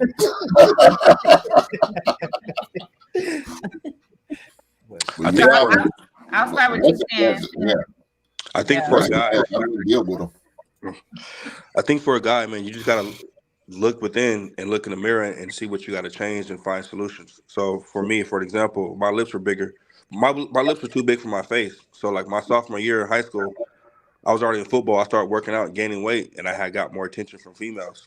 So at first, when I started doing it was for females, but then I said, you know what, I'm gonna do it for myself around my senior year and shit. So a lot of things guys can change is literally working in the gym. You know what I mean? And it's way easier for us to do it because you can just get on a bike or start spin class, you know what I mean, with the females and get used to being around girls so you can start, you know what I mean, interacting with chicks and they see that you're changing and shit. So a lot of it's self-confidence, I think. Yeah, a lot of it's self-confidence, but I mean, like, you better than me, man. Like I put on, like I remember when I first started lifting weights, I was putting on weight. Here's what women to do. They'll be interested or present as interested, but then when I push up on them, nothing. Like they get squirrely. Like even in relationships, like when you get, you know, women will say, "I want to be married," but then when shit gets serious, they get squirrely and they run. Well, so and my thing is like, this is why I say women don't know what they want, because they don't. Y'all really don't. Y'all don't know what y'all want. Even when you get what you ask for, you get what you want. It's the eeriest thing to me.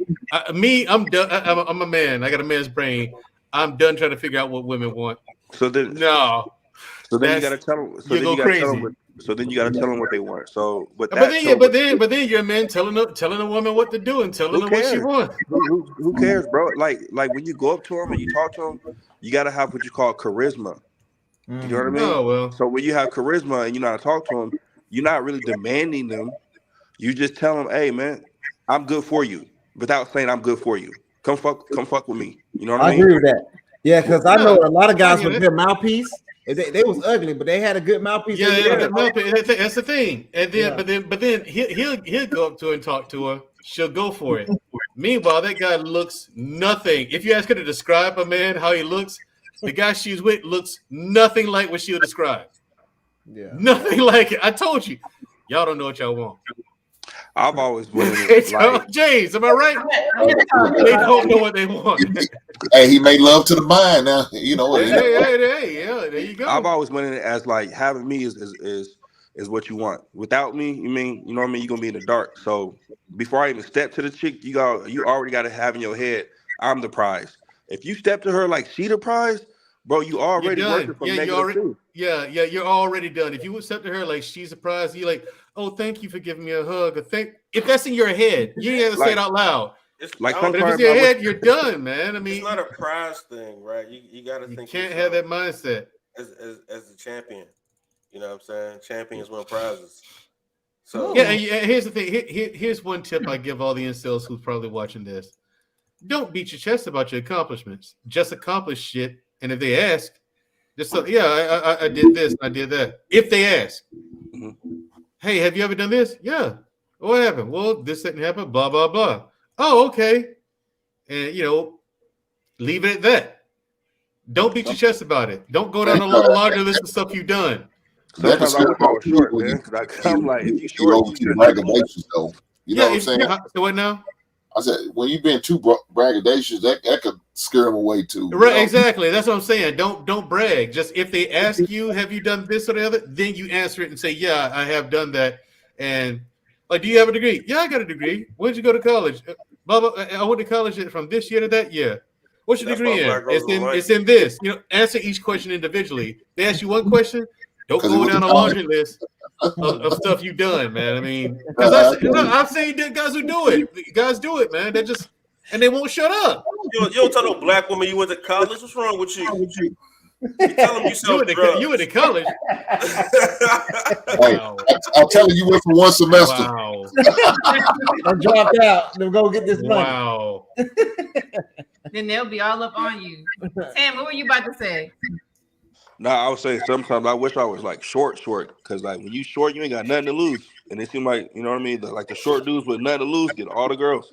What? You know what I mean? But sometimes Kevin Hart, Lil Wayne, oh my God. I'm sure they got money though, big brother. No, the shorter guys are the biggest targets. You said what? The shorter guys are the biggest targets of people to come out there and start fights with.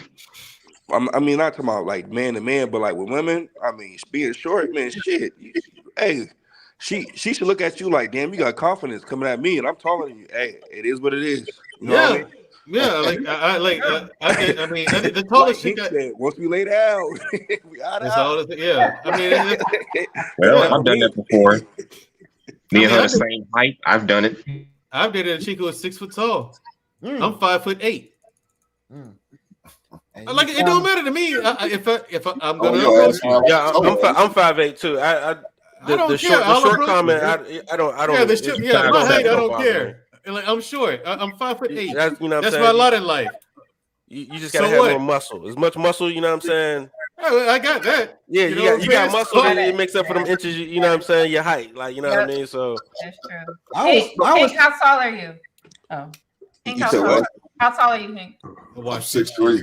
See, that's why you laughing. yeah, that's why he laughing. Like I don't know what you're talking about. Yeah, because when he said the muscle makes up for the inches, I said, God damn. He does to a women though. Yeah, women they like you gotta give me something. You can't just be Right. order. You gotta give them something. Like you gotta either So this is my question of prototype. And then on top of that, them tall dudes is just sitting back. They got that light skin privilege. So y'all busy sitting back, waiting on somebody to approach y'all while a short stocky dude gonna come in and be like blah blah blah, blah XYZ. This is that. You know what I'm saying? You like, So they man, how you take my little tall joint? guys to the punch, huh? You know what I'm saying? Yeah, we just beat y'all to the punch. We just a little bit more aggressive than y'all. Y'all effortless. Oh. Man, I always tell my wife, I'm 5'9", so I always told my wife, like, guys, we don't really care about the height thing because to them there's like protection. To us, it's like I still knock your ass out. Well, so to us, so we don't be like thinking about like what they be thinking about, so for example, I'm 5'6", right? So me, I was like, okay, well maybe I should get somebody that's 6 feet, right? Because when I put on heels, I told y'all how many inches of heels I put on. So my thing, I didn't think a man that is shorter than me can't protect. It wasn't even about that. It was just a superficial idea that I'm taller. That's it. I already know just being with him, for example, he could protect anything, regarding us in our situation. So nothing like that. But like I say on this channel, I try to promote women not to think like that because you're gonna lose out on great men if you just look past the situation. It's not even that deep. The guy that's taller is nothing different from a guy that's shorter. You gotta. But you know what it is, Lady Di? Sorry to cut you off. You know what it is, Lady Di? Not to cut you off. Disney has sold a lot of women the fantasies to look up to a man to kiss him. Like y'all been watching that look up and then he looks down to kiss you. That's why a lot of dudes over 6'4" Pink. Anyways, get the girls because it's that. Oh, let me look up and then let him look into my eyes and look down. So Disney has sold you guys on looking up to a guy. You know what I mean? That's a good point. I like that. I ain't falling for that. I think that's what it is because it wasn't your even generation protection. prototype, no, but our generation millennials, we grew up on Disney and that Disney princess and king shit warped their mind to a lot of other things, man. I disagree with reality. Of course, because reality tells me otherwise, right? Like I said, short guys have always won, and you know what I'm saying. Like I've never had a problem with attracting a woman I've wanted. You know what I mean? And on top of that, not only do I have the muscle, I got the wild card with the hazel eyes, so I'm any of that extra stuff is, you know what I'm saying. You got light skin privilege too, though. You got lucky then. Slightly. I mean, you lighter than me. Slightly, but not exactly though. You know what I mean? He was a doc too, so he was adopted all the girls. Yeah, I'll say that's what I'm saying. That tall stuff, man. That's here nor there. Like if a group like, oh, I like tall guys, your status just ain't it. You know what I'm saying? You just need more status. But look, you can say that, man. But I don't know why dudes spend so much money or so much effort not to be bald. If I'm receding, I'm cutting this shit all the way back, all the way off. But a lot of dudes, prototype, come on, come on, think about it. A lot of dudes hate being bald or thinning. That's because I look better when I had hair. Man, I don't. Hold on. I just shaved my head in January for the first time. I've been bald since I had a kid. Take the hat off. No, exactly. Man, you got that cul-de-sac right now. Don't do that. No, I ain't got the George Jefferson. I've been this way since 23. I ain't got the George Jefferson, but I just shaved my head in January. Yeah, and you look better with hair.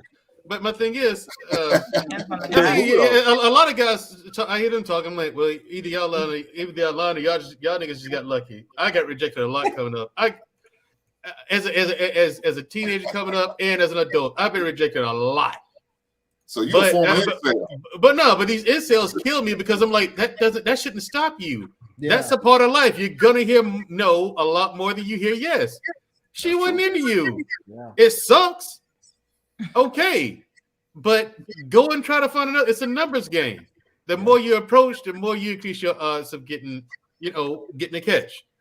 And that guy probably could have killed one of the people that wanted to talk to him. Exactly. You try to kill 3,000 women. I'm like, that might have been one of them that wanted to talk to you. So I mean, you might have killed that one. So it's like, I mean, bro, what are you doing? Shit, you know how bad it is. What are you doing? Shit, you know how bad it is when something is eating inside you that I woulda, coulda, shoulda talked to her. Now we've all been there. Imagine you just don't get looked at by females. That's another heartbreak. You know what I mean?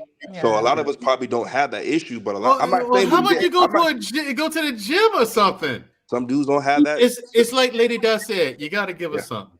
Mm-hmm. You got to give us something. Okay, I'm not walking around here with just stunning good looks, but I'm all right. You know what I'm saying? I hit the gym anyway. Take the hat off. You do. Now, Eugene says, how about Kendra G and Melly Monaco's channel, which allow men to shoot their shot, which, thank you, Eugene. I'm actually about to play a clip on that. I'm not doing it. I've seen Kendra G's show many times. It gets too crazy and too wild up in there. And I say that to the women and to the men. it's ridiculous. That's facts.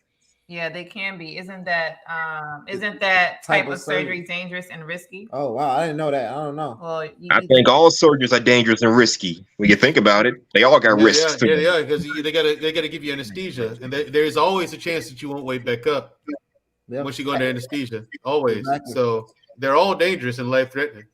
Yep. Travel One got some smoke for us, guys. So let's see what you talk. All right, Travel One said correction. Men been doing various surgeries, hair replacement, weaves, wigs, wondering why bashing black women or any woman regarding makeup, etc. will not work. Seems men in the mirror more than women.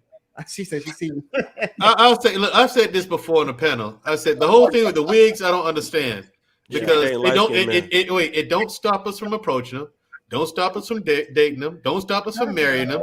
Why do you care about a wig? Here's the thing: natural hair is a preference, yeah. But if she wears a wig, so what? Now the thing with the makeup, there is a such thing as too much, and a lot of y'all go ham with the makeup. The makeup ain't for me. I don't want that fake shit. Okay, here's the thing. Here's how I look at it. If I'm dealing with a female who's wearing weave all the time and wear a face full of makeup all the time, when I meet her in public, when I get to her house and deal with her behind closed doors, guess what I'm getting? A half-assed version of what I originally met. So that's why I couldn't deal with that, but that's just my take on it. It's also angry. Okay, how was that angry? That's just facts, my boy. Facts. Okay. I'm not a fan of But women that wear, like I said, women that wear wigs and stuff, those lace fronts, they don't get married. They like single. I said that. I told we had conversations about this on offline, and I was like, look at all the women that's married. I don't care if they fat. I don't All care natural if they, hair. Yeah, all natural hair. And they wear wigs. No, they don't. Yeah, they do. No, they don't. Come on, man. They do wear wigs. No, married women don't wear wigs. They might have like the natural styles, like they'll do some braids or the faux locks or whatever. But as far as like the lace fronts and the wigs and stuff, I don't see married women like that. Yeah, that shit got to go. They probably, if they do, Mandro, it's probably later on. They probably like, let me just be like my friends, But all right, let's get into this next video. This is the Pineapple Show. If you haven't watched that, I think it's pretty cool to look at. But this is about a guy that's socially awkward. So let's see how this plays out. What are you single? Yeah. Okay. And what are you looking for? And that's what I was thinking about too. Like when I see Melly's like posts and stuff, because I actually just seen the page recently, like in the last day, and I was thinking like, what would I want? And really, it probably have to be a choice, like for both of us. Like I would want someone that chooses me. What's your sign? When's your birthday? I'm a Pisces. Oh, okay. Big Pisces. It's March. What about you? A Virgo. A Virgo. Oh, this is over. I don't really know how they mix and stuff. Like I don't know too much about. We're talking about Virgo. Okay. I'm just asking because you speak very slow and laid back. Would you call yourself laid back? Like super laid back? Kind of laid back? Because it's definitely laid back somewhere there. I don't know. I mean, what do you consider laid back? Like how you're speaking, like the tempo. You know, it's like I mean, slow.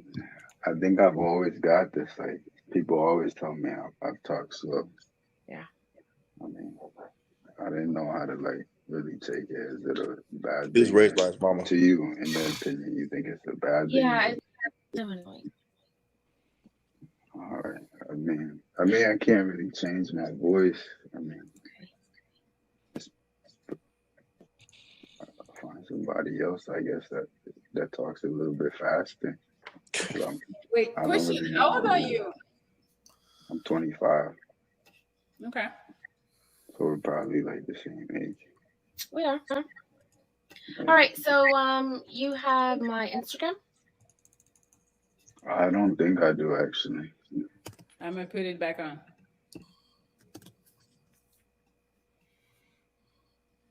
Right here. But yeah, so if I was like looking for someone, because obviously like you're on here, like a lot of people are gonna hit you up. Like what I A lot of would people hit me up regardless. you know what I mean? What I would want is someone that chooses me, and I choose them, and we make it work, right? Because obviously you got choices, and that's what I would want more so. And you got choices too, right? I'm not really like looking right now. Like I just hopped on here just to see how trying to have a conversation. All right, bye. Peace. Bro, ain't got no game. What did you think? So the slow tempo really bothered me. Okay. Really bothered me. Especially I think because I talk so fast and like because that's kind of how my brain works. All right, y'all. Yo, bro, he ain't got no game. That's it. So this guy, I wouldn't say that he's not attractive.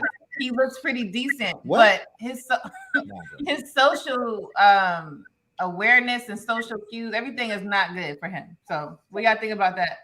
I just think he was nervous. I think he was nervous. Now he sounds like he's from the South, so he don't have that draw anyway.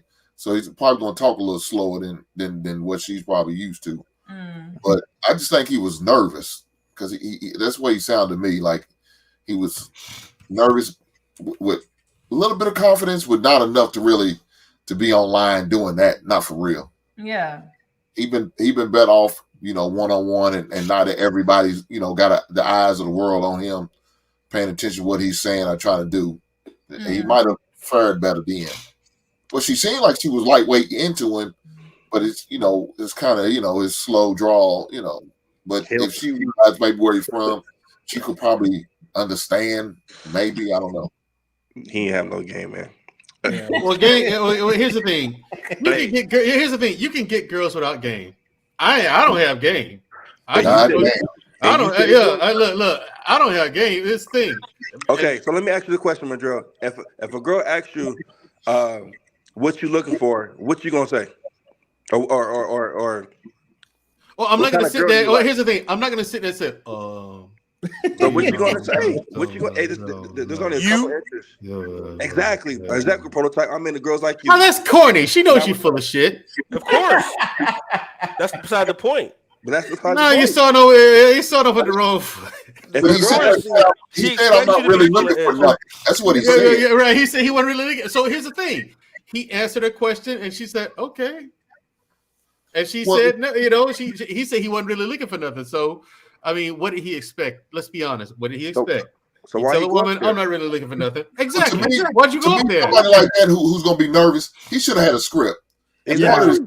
He should have known that question's going to come up. What are you looking for in a woman? And then I could, I don't know, put some answers down on paper or on my phone and kind of look it up real fast. Okay, I'm looking for this, so I can have something to say. Don't look so damn lost. Yeah. I mean, it was 25. I got homeboys. I got cousins like that. You know what I mean? And he's one of those dudes in the crew where, you just let him, sit over there, be cool, and you know what I'm saying, so, like you bring the situations to him. He gonna catch the crumbs. Yeah, everybody got a job in the crew. Like, you know what I'm saying? There's some of us recruit, some of us just be cool, some of us are funny to kind of like smooth things over in the transitions. Like, you know what I'm saying? Everybody got a role. Like I could use a guy like that in the crew. Like, just be cool. You know what I mean? We'll sit him in your lap and blah blah blah blah. Or he ain't gonna do nothing too weird. You know what I'm saying? We're just gonna blow it. You know what I mean? So it's just, he got a role, so that's why he just lets him, come to him. He got, he wasn't a bad looking dude. He probably got a great sense of humor. He's funny, when he's not as nervous and in a situation like he is. Like you said, he makes these little dry ass corny jokes, but he's kind of probably funny. don't do none of that. He probably just smokes with him, and it just be cool. I didn't want to put that on him, but yeah, you might be right. I thought he was on drugs. I thought he might be on left hand cigarettes. Hold the phone. But that's all girls want. They just want to smoke. Hold on. You guys are all older than me in the middle, right? Hink and prototype. If you had a daughter, say you had a daughter, and you over here talking to him or do like him in the living room while your daughter's getting dressed, what you gonna tell your daughter? And he talking like that. Yeah, he left. Exactly. Yeah, Exactly. I don't know where he went. He ain't make it. Exactly. So as a man, you're not even gonna put up with it. You know what I mean? No, but me, I would try to talk to the young man. Yeah. Now, truth be told, I would try to have a conversation. Man, what's up, man? You nervous? Don't be scared, man. Breathe. Take your time. Let's have a conversation. That's what I would do for him. Now, I would my daughter's not for you, but there's somebody out there for you. I'm gonna help you, man. You keep coming through, and I'm gonna give you some lessons, and I'm gonna get you right. We're gonna get you. Matter of fact, the neighbor got a nice looking daughter too. You might want to get her. Damn. You might got a chance. Damn. No, I'm gonna help out as much as I can. Here's the thing. My daughter though, you gonna. Yeah, but the thing is, he can't. This is why you can't stop approaching, because somebody's gonna say yes eventually. If you dress casually, don't go out in wrinkled clothes. Like that says a lot about you. I wear athletic wear most of the time because I'm in the gym all the time. But that's what they do. But I get it. But Hank, the thing is, wear a nice iron your button down shirts, fellas. And iron your jeans. Don't crease them. Just iron them. That man. If they can't even do that much, they want to iron. You know what they doing? They throwing it in the goddamn dryer and keep it moving. Well, Hank, what do they expect? Stop complaining then. If you won't even do that much, stop complaining. Get your hair cut. These kids in the middle of summer wearing sweatshirt, toboggans, and boots and jeans on. All right, well, look, man. Dumb shit like that. Here's the thing. You got nothing to complain about. Yeah, when it's raining, it's cold outside, they got Crocs on. Again, you're doing it to yourself. You got nothing to complain about. You're doing it to yourself. Like I said, most of the time I wear athletic wear. That's because, again, fitness is my business. I'm in the gym all the time. Tomorrow's leg day. I'm gonna be there at 1 o'clock doing squats. And I hate squats. I hate them. But twice a week, guess what I gotta do? Them doggone barbell squats. And other leg exercises. I hate leg day. So but I do it twice a week. Are you going to promote your brand? Or what the hell we doing, man? No. Hey, the point is, here's the thing. You missed the whole point. The point is, we all got to do stuff we don't want to do and we don't like to get the things that we want. It's called sacrifice. I got you. You know what I mean? It is what it is. I don't feel like working out every day. I don't. And there's some days where it just flat out don't happen. Mm-hmm. There's been days I made it all the way to the gym, sat down on a bench, picked my bag back up, and walked right back out and went home. I made it all the way there. I'm sitting right there on the bench. Those days do happen. Those days. Thank you, man. You at least go to the steam room or something? No, I did. Look, I made it all the way to the gym and did nothing. I went home. I got it before at least to the steam room or something. No, there's when you do it all the time, there's some days where it's just not gonna happen. Yeah, not gonna happen. It's some days, dude. It ain't often. It's not. Most days you power through. Yeah, most days you power through it and you do it. You do the work and you go home. Yeah, but some days, you just like this ain't just it's just not gonna happen today. I would at least went to the stadium. No, Joe Biden. No, hey, when you do it all the time, when you're consistent, there are some days where you are not going to do it. And the thing is, it's best because you need that day off mentally. You need the mental rest. You do, and it takes a lot to understand that and just come to grips with it, because you feel like you failed, but you like when you realize, no, I needed the day off. Once you understand that, you're like, that one day don't turn into 2 or 3. You know exactly. So the next day you go back, you can make up for the exercise, the workout you missed the day before, and just do a 2 a day, but at least keep the schedule. So if you miss back day, you know what I'm saying, and the next day is leg day, just do the leg day and keep it moving. Back day, because I work every muscle group twice a week. That's why I go 6 days a week. You know what I'm saying? So if I miss one day of back or chest or whatever, it's like, all right, cool. I'll just come and do a 2 a day tomorrow, make up for the workout, or I just won't do it at all. I'll just keep the schedule. Some days it just ain't gonna happen, but you gotta do that. Working out is a non-starter. It's a non-negotiable. You have to do that. If you're out there dating. Now, if you're married, you got kids. Sometimes life just ain't gonna let you. You're tied up, doing stuff for your family. So I get why guys fall off when they get married. I understand that. All right. But if you're out here dating and you're not working out, again, that's the basic stuff. That's like breathing. It's a must. Let's transition to the video. I will say this. I don't like how nice guys finish last. Because I used to be like that, and then, like I said, my sophomore year, I had to harden up. My OG homie, he was a junior. He said, "Man, you got to have a little edge." I'm like, "Why?" He was like, "Bro, you got to have edge to you. You can't be super nice." So I do hate, even though, you know what I mean, I'm on the other side of I do get women when I wasn't married, but I hate how nice guys do finish last, and it sucks. You know what I mean? Yeah, and they don't. Some people say nice guys finish last, but they finish best. Sometimes they don't. Yeah, they don't. Sometimes they don't. And sometimes you got some really good dudes out here. Yep. Who just don't. They just don't, and it's unfortunate. It really is unfortunate because, again, sisters, y'all create the very monsters. Y'all vicious. Y'all create the monsters y'all complain about. To me, that's an irrefutable fact. You're gonna marry you a fat white woman one day. No, I'm not.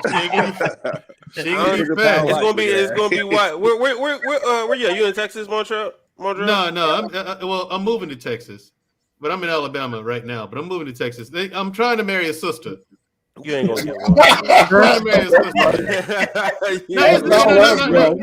Listen. My preference has always been black women. Black women are the most beautiful creature on earth when it comes to human. You come in all shapes, sizes, and flavors. Black women are gorgeous. Dallas, baby. I don't know. My thing is, again, don't do Houston. Trying to figure Why you say that, Hank? Trying to figure out your minds. It'll drive a man insane. So, fellas, don't try to figure out what a black woman's thinking. You'll go crazy. Dallas. Go to Houston. Yeah, I'm moving to Dallas. What's up, black man? What's up? What's going on, black brother? man? What's going on, family? How y'all doing tonight? Hey, man, I just want to say, don't go to Atlanta either, because you get down there. No. Atlanta is not for me. You get down there and start making love, and she dropped them drawers and something long, hit you on top of the forehead. Hey, time out. Oh, yes. Time out. I used to live in Atlanta. I lived there for 2 years. It's overrated. Atlanta. He be in there. Oh, girl, I like this. He going down on it. She said, yes. And he said, let me go down. Okay. As soon as she pull him down, on the forehead. Mandrell will never leave that down, boy. You been out Number one, listen. No one will ever know that story.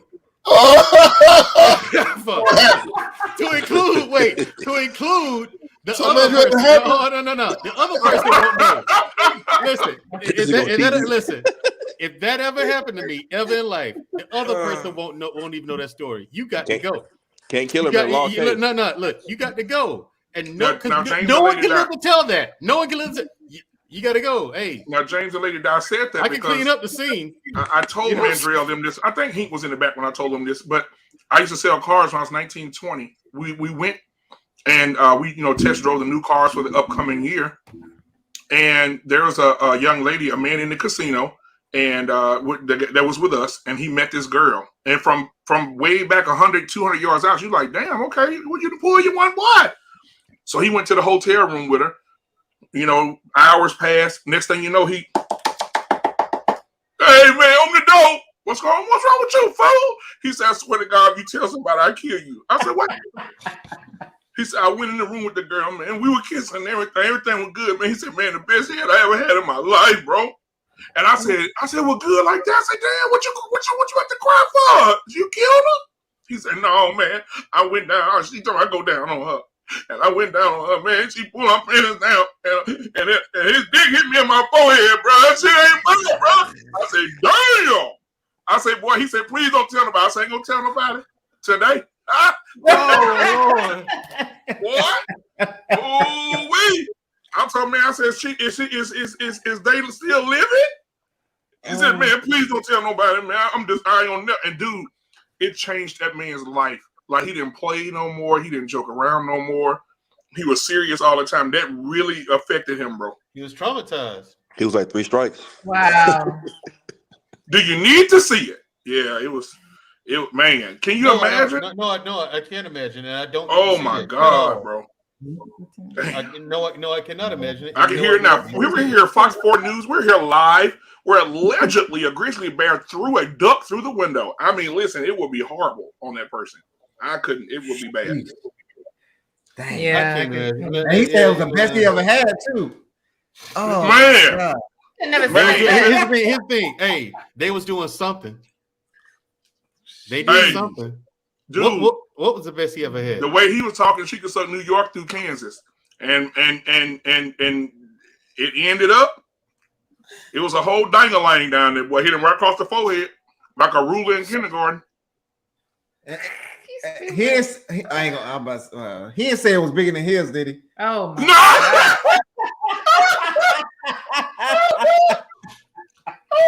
All right, man. What's the next topic, man? God damn. All right. Get the husband, man. Let's move on. There's Dang, you- one last video. On this. Come with it. Come with it. It's crazy. All right, this guy. Well, Alright, so Risky, actually no, hold on.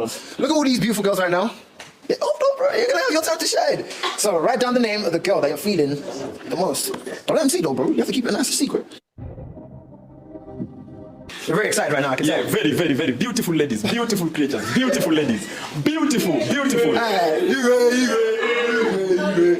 When God created ladies, Yo, it's not time for your pickup line yet, bro. This is not a pickup line. Okay. This is not a pickup line. When God created women, Yeah, he took his time. Okay. Yes. So introduce yourself to all these girls. What is your name, bro? My name is D. People call me D. D Gopomela on socials. I'm from Kenya originally. Kenya, stand up. I'm the great grandson of Mansa Musa, the richest man ever. So you know where I'm coming from, you know. Okay. Hey. So if they pop their balloon, that means they don't want his ass. He's an African king. This is the heritage. Let's see where you went wrong. Come through. Mansa Musa. So why did you pop your balloon for D? It's no disrespect, but you kind of remind me of my dad. What? Wow, your dad is whoa. How about it? Man, guys, never lead with your money. Please. But it wasn't that. How hype he was. Like, calm down. But no, as soon as he said something about the money, they said pop, pop, pop. But that's the bragging that somebody was talking about. Yeah, I was And telling then- you can't beat your chest. You can't brag. Just do have what no you charisma. do, and you just do what you Right, do, no and just let them see if they do see your results. Because people with money, you can't really tell. Not for real. People who got money and know how to keep money. People who know how to keep money, you can't tell. They're billionaires. Billionaires. You know what I'm saying? Like if you see them in the street, you never know. Like you go to New York. You walk past billionaires all the time. You just don't know it. They're walking down the sidewalk, walking down the street with everybody else. You have no clue. They look just like everybody what's else. that billionaire's name? They're still driving that 2007 Cadillac. Exactly. I don't know his name, but yeah, I'm telling you. Yeah, he's still driving his 2007 Cadillac. Yeah. People worth hundreds of millions and tens of millions. Those guys, they blend in because they know that if they wear certain things, you just put a big bullseye right on your back. You did. You can't draw too much attention. Like, I heard somebody say, people say money is quiet. No, it isn't. Money is loud. You ain't gonna have it long if you're loud with it. Mm-hmm. Or you ain't gonna be loud. Right. You hear something loud, that's gonna be the last thing you hear. Yeah. You can't put a target on yourself like that. You saw these people driving Mercedes and everything like that. No. Like one guy said, you see billionaires driving a Maybach. No, you do not see a billionaire or a millionaire driving a Maybach. You see them riding in the back. But that's why they got the TV. What you mean? Like, that's why they got all the TVs and all that bullshit back there. All the rickety-rackety. You're supposed to be back there in the back while a driver drives you in the Maybach that you lease. Because billionaires don't buy cars, they lease them. They buy classic ones that are worth money. Yeah. But all the rest of them cars they got, they lease all those. Because you don't spend money on a car. A car is a waste. A car payment is a waste of money.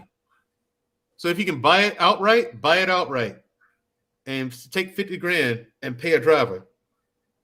Take 50 grand, that's the salary for the year. Pay a driver. You know what I'm saying? They do. That's what they do. They budget out 50 grand, and that's okay. That's the way they pay the driver for the year. So I mean, the money was one. What's up, brother? What's up? What's up? The money was one, but how he looked. So we're talking about attraction, sexual attraction, and he was just too damn goofy. Like, let's see, Travel One says it. She said, "It won't work, D. It's over. He's silly." He you can't take him seriously. Well, he had that damn man purse on. That's what turned him off, man. Man, come on. Man purse probably looked better than that purse. So yeah, they wasn't going for that shit.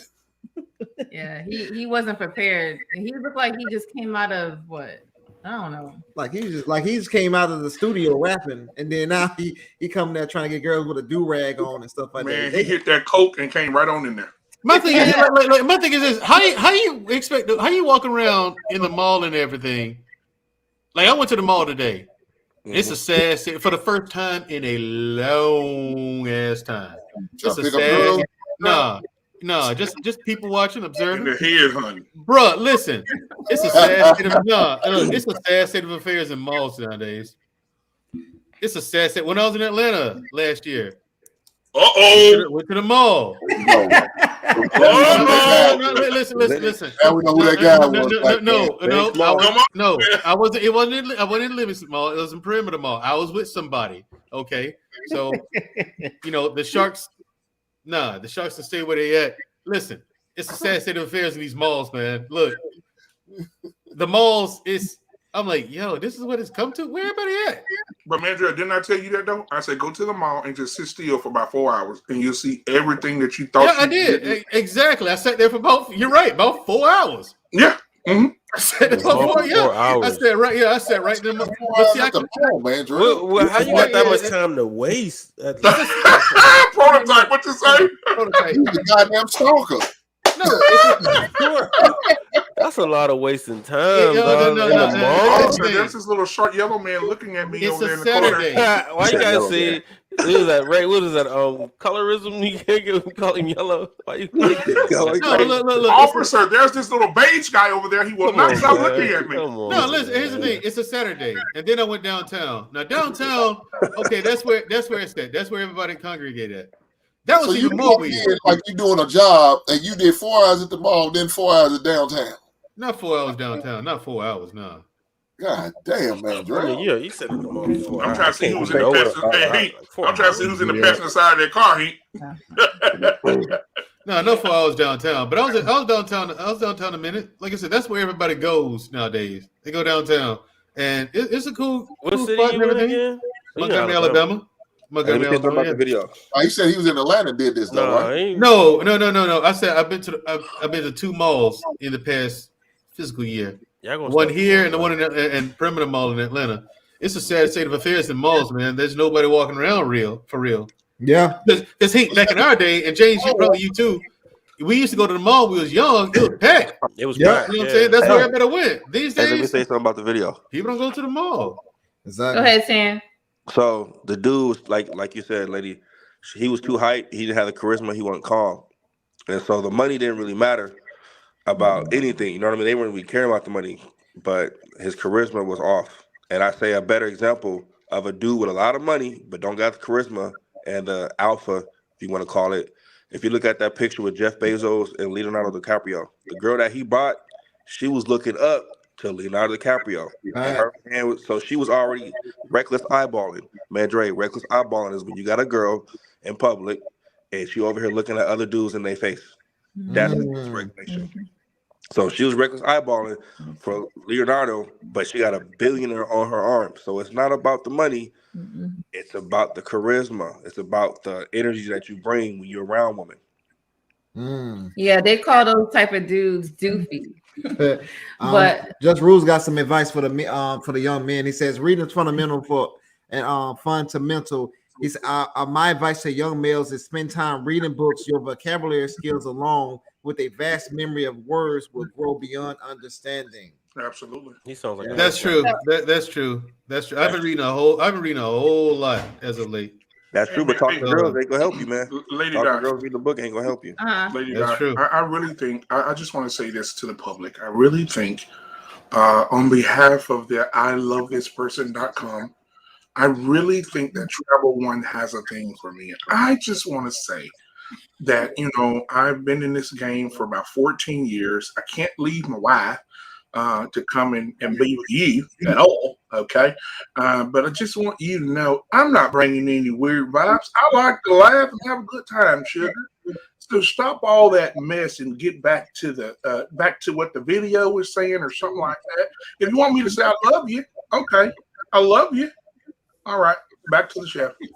Well, he does look like he's old in the face, though, man. Yeah. He about 50.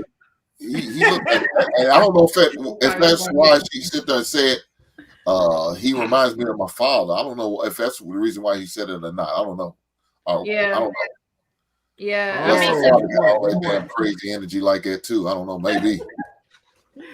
All right, so to end this topic of incel, I wanted to kind of talk about that because that's something that's not really talked about today.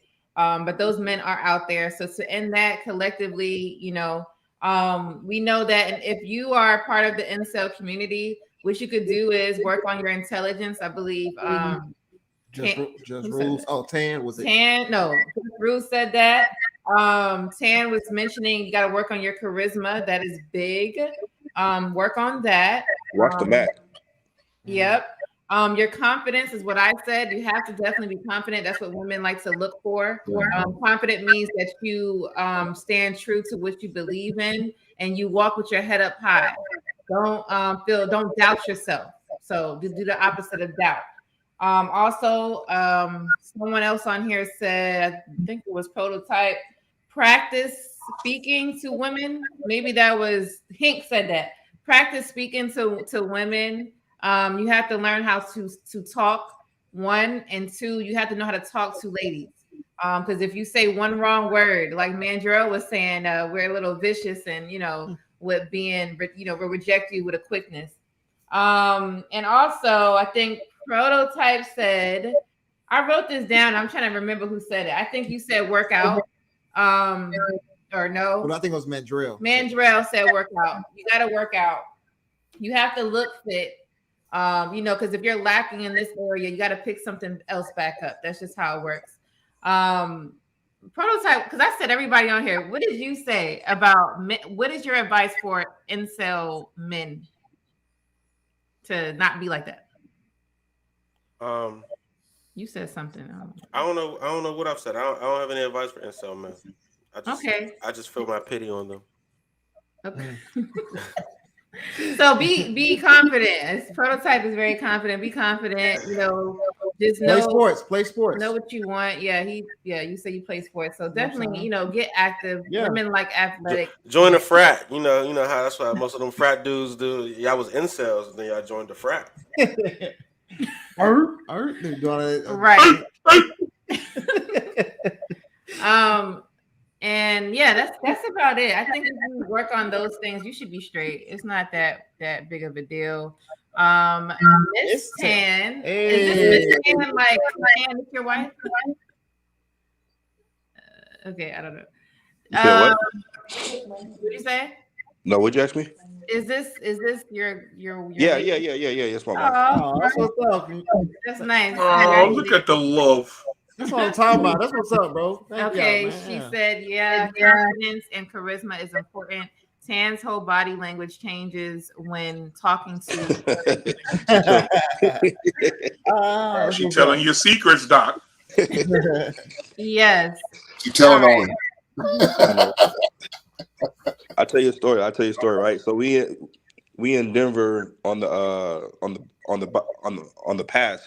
So it's kind of like hella snowy and shit this past winter. So we stopped on the road and this cop came walking towards me, and it was a female cop, and she didn't know who it was. But as soon as she started changing, as soon as she see my body language change and how I was stepping in, stepping out, she's like, "Oh, you was talking to a woman, huh?" I was like, "Shut up." Right. So yeah, I mean, like I said, none of us are perfect, but I know if that's like the biggest thing that you're lacking in, you got to pick that up. As you get older, just get it together. You don't have to be like that when you're an adult. All right, we're gonna move on to the next topic. The next picture in my thumbnail, we were talking about Pookies, and I believe that there's different type of Pookies and Ray Rays. All right, so let's get into this clip. These are quick; they're not gonna be as long as the other one. Let me address something right quick. Why y'all keep thinking my 7 baby mamas are black? I wouldn't fuck a black woman with a hazmat suit on. Why would I want black babies? 9 times out of 10, they gonna be aborted. And 10 out of 10, that black baby ain't gonna have no married black parents. So why would I even try to procreate with a black woman? All right. I mean, if y'all don't know, this guy, he was the one with the 7 baby mamas, 7 babies, allegedly. So that's how he felt. This is after the fact. He made that video. I think he capping, but I think that was so dumb. Yeah, I think he capping now. Yeah, I think it's attention. Yeah, I've seen some other videos that he said he wasn't going to say the race, and he was kind of alluding to that son was black. So now all of a sudden, none of them black. So, but yeah, it's kind of. I think he's just trying to get their attention. Yeah, he said I wouldn't touch one with a hazmat suit on. That's tough, that boy. Damn. What's that? Infectious. So Pookies definitely have a way still getting women. He was that type of guy. Saying all of that, was able to have 7 babies and have 7 different women. He says so. They are the ones that are getting these ladies out here. But those are the type of ones you want to avoid. He's way too negative. You don't want any man like that. I don't see any leadership. He just talks a lot of mess and doesn't have, any resolutions or anything. He's just problematic. So you don't want a guy like that. So I'm trying to, show like what to avoid. I don't know why. I cannot tell you why women are attracted to that, to be honest with you. Because even if, let's say, this guy looks good and he has all these things that we just mentioned, but he's still negative. You don't want drama. He's going to attract the wrong type of crowd to your life, and it's not going to be prosperous. So you want a man that is not, he don't really like attention like that. And he, is confident and not confident. He is to his word when it comes to being a provider and being that male figure to the entire situation. You don't want someone that you walk outside and something's going to happen, like a fight or, anything is a ticking time bomb. You want to avoid people like that. I had a question for the panel. So I know some of y'all have daughters. So what advice would y'all tell y'all daughters so they won't end up with a man like this? I tell my daughter, oh Lord, help me get this out. Okay, in a way that's professional. I tell my daughter, never bring a man around me or this family, and you should never have a man in your life if he cannot do for you what I've done for you. That's unrealistic. That's not unrealistic because I've taken care of her. I provided for her. I fed her. I put a roof over her head. I made sure she was clothed every day. I made sure she got her education. I supported her. I motivated her. I showed up for her when she needed me to show up for her. That's what I'm doing. As a father, I'm passing this off to another man to take over protection, providing, putting a roof over her head, making sure she got food in her stomach. See, so I'm preparing her for the man. That's not unrealistic. Okay, I thought you meant The thing is, I thought he meant like do as much for her as you do. Like, No. I mean, you could be you could be making $500,000. Right. Ain't that many brothers out here doing that? Ain't no many people, period, doing that. You know, so yeah, as long as it's within reason, I'm with you. His daughter gonna bring home one of his classmates. So everything he said is she gonna seek out older guys. But no, I mean, what would I tell her? I would teach her how to look for the characteristics of a guy who's, you know, driven and, you know, what they want, and if they align that way, you know what I'm saying? It's not about how much that, you know, these is kids for real. Like, you know, kids in high school, talking about providing and doing all that extra stuff. Kids in high school and college, like it's just more. It's about character, you know, teaching them about a character of a good man. Not many women can see that. Yeah. But if a woman can understand what character traits are good ones, and, you know, for a man that's not going to just be a bum, or a man that's going to, you know, be faithful, a man that's going to be loyal, a man that's going to protect her. There's character traits that go with that, man, and that's what I would teach her to do. Yeah, I like that point. It is character traits, because I know, like, when I got with James, I didn't look at all of that fancy stuff. I looked at, well, is he a good person? Is he gonna be, you know, the family man that I'm looking for? Does he love God? Like, you know, is he respectful? Is he an asshole? Because I'm not dating that. You know, all of that type of stuff is what I'm looking at. So that's a very good point. Character, yep, character traits. I would say, man, one point that I would give is, do you see all the women, the men that women are running to? Go the opposite way, because a lot of times that could be a factor, because if they always running after the toxic guys, right? You know, the guys that's no good. So if you started looking and say, hey, I might need to go opposite way, because sometimes they always run to the bad guys. So we as people got to make a change, make a difference. Sorry, but yeah, we got to make a difference on who we choosing. So I think that would be one way to change. So. I know for me, definitely got to be a man with morals, and I would definitely tell her, look for that. Ask him about, does he have kids? I mean, in 2023, you got to ask that automatic. Yeah. And if he says he has some and you don't have any, you leave him alone. Mm. I wouldn't encourage my daughter to marry a man with kids, and if I don't have kids, same way with my son. I would never encourage my son to marry a woman with kids when he doesn't have kids. I wouldn't put that on him. So his morals got to be in line. I definitely want to interrogate him and have a good conversation, so I can see his and witness his moral compass, and make sure you have some discernment about you, you know, and if you do that, you got a chance. If I can interject one more point, right? So men, I think how men all judge each other is based off of discipline and integrity. If my sister asks me about a dude, either like a teammate or whatever, and he's like, he has discipline and integrity, I'm like, oh, that's a good dude. That's a solid dude. I think we all kind of look at each other like that. You know what I mean? Yeah. The guy, like, you know, for more, you know, Mandrell's point, like the guy that makes sure he puts his weights back after he's done lifting. Like, you know what I'm saying? Mm-hmm. It's those like things. It's the integrity of a man that I think we judge each other. It's not financials or whatever. I think we all judge each other based off of integrity. And then 2 would be, we admire the man with the most discipline. You know what I'm saying? Like, if a dude got more discipline than we do, or the same level, or, you know what I mean? I think we look up. So those would be 2 things that I would definitely tell a woman to look for, is a man's discipline and integrity. Unfortunately, I've never heard that on any woman's list. Damn. I would say when I do have kids, and if I do have a daughter, just be the example, set the example of the man she needs in her life. So, I mean, with me being there as a father and talking with her and loving her, I just think, I mean, just be the example. She wouldn't go astray away from the program that you put her on. You know what I mean? Yeah. Exactly, bro. Exactly, bro. Because from 0 to 7, you have all the ways to fix her paradigm.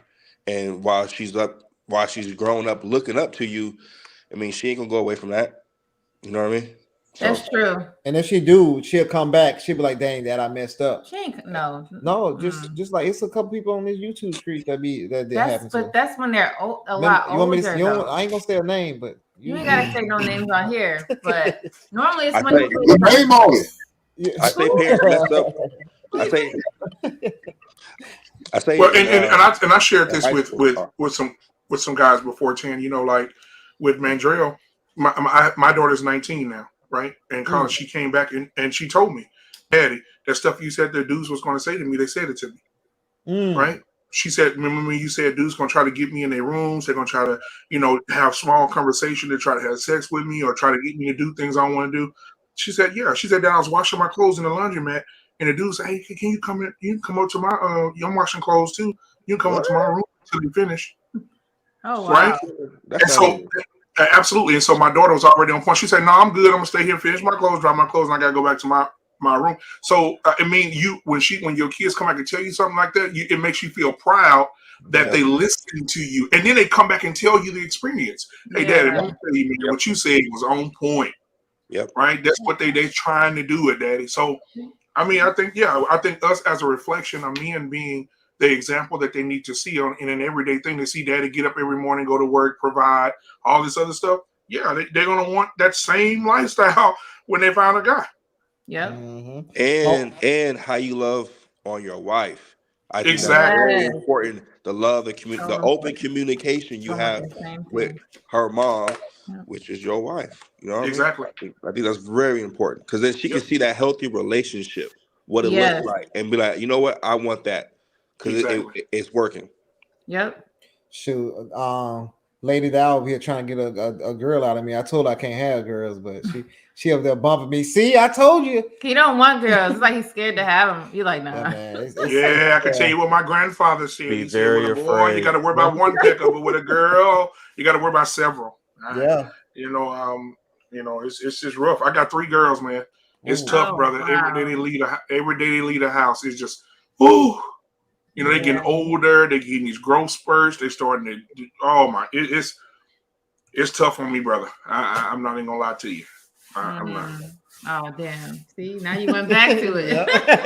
Exactly. All right, so we're gonna move on. Ms. Ann said, "Yes, great point. Raise her right, and she will know how to decipher character traits without question." Yep. Which Rule said, Pookie's 15-minute of claim of shame fame will be over soon. His children will teach him a great lesson when he gets older. Yeah, facts. It said next it says doing a good life, good with reward. Likewise, if you are a bad, some bad will crown your dumb carnal. All right. So let's finish playing the rest of the video. Yeah, I want to settle down with the right woman. She got to be the right woman at the right time. And I feel like even people be like, well, why you don't get with your baby mothers? You got six baby mothers to pick from, to choose from. Why won't you pick one of them? If I choose one, the other one's going to get mad. I hate you so much right now for saying that, but you could. This nigga's trash. God damn it. This dude is trash, straight trash, bro. What did he say? What did he say? He said if he choose one of his, he got 6 baby mamas. If he choose one of them, the reason he don't marry one of them because the other ones might get mad. That's stupid. Sounds legit to me. Dumb. Terrible excuse. But he don't think about him being the father to. That was ridiculous. Not the first one, but made 5 other ones and separating time and dividing time from that first kid he had. It's stupid. His manhood. Future ain't got no future, man. What business do you have impregnating 6 women anyway? Seriously, what the hell? You're so angry. And this is the other type of Pookie that I'm talking about. So the first one we mentioned, we're gonna say that he's a little under the what is it, finances that women want. Future is on the finances that women do supposedly want, but he's still acting in a manner as, in a way that's not, you shouldn't be treating ladies like that, having multiple different women, multiple baby moms, and then you're gonna say, well, I don't want neither one of them because one is gonna get mad. That's not showing any type of leadership. Most Pookies, all Pookies, do not have any form of leadership. You don't want a man like that. But I got a question. Oh, never mind. Wait. The reason why I don't fault him is because not a lot of women want to be wives or know how to be a woman.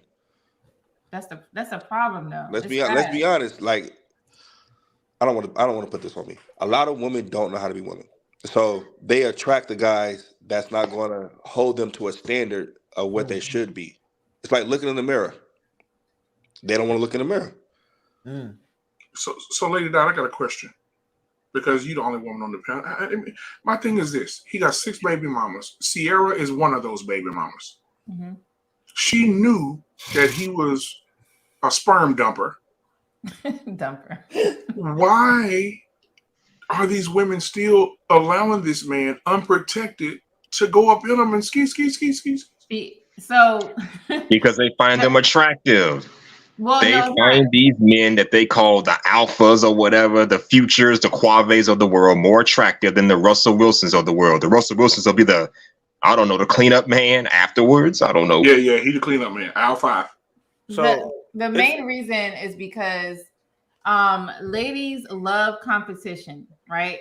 So what they're looking at him is like, okay, he's attractive, right? He's attractive, cool. But I know how to take him from the other baby mothers. He's gonna marry me, and I'm gonna show them. Now I can smile in their face, and yeah, it sounds stupid, but I'm telling you, that's what they be thinking about. Because just think about a married man right now. They love taking married men away from their wives. They love to stand right. It happened to me and James the other day. We was just at James, what you do, James? It was just at the ice cream. We was at Cold Stone or something like Cold Stone, and we was just in there, and I seen them walk in there looking all ratchet, right? And I was like, I don't want to listen. Don't start because they don't know me. So we walk in there, and they did exactly what I thought. Now I don't normally say nothing. I just let them do what they do. But we walk up in there. One of them already was giving him the eye. Like she seen my ring. She knew I was his wife. Okay. And what they like to do is like, oh, a married man looked at me. Oh, I could steal him away. I could pull any type of man. I even pull married men. They brag about these things. Yeah. And she was like, yeah, I'm gonna take him away from her. It's just some type of fantasy in their brain that really turns them on. So when they look at Future, they're like, damn, he got 6. Oh, I'm gonna be the 7th one, and I'm gonna be the wife. Now what? It's stupid, but that's how they act. That's why. They got the Stella syndrome. They got the. Look at NBA I young boy. Explain why that turns them on, but it does. I mean, Okay. I'm just a lady. My question is this: like where the dudes at now and all this? Like where their heads at? My thing is like if I'm in a regular relationship, no woman can compete with my woman, because I won't let them. Like I've been approached by women here recently, and it's like, nope. You know what I'm saying? And so it's like, women will approach you because I've been approached by women, you know what I'm saying, while in a relationship. It's just like, nah, I'm with somebody. Oh, well, she can't do. Well, that's when it happens. When you have, here's the thing, people. When you have something of value, that's something. When you have something to lose, that's when the sharks come. Yes, sir.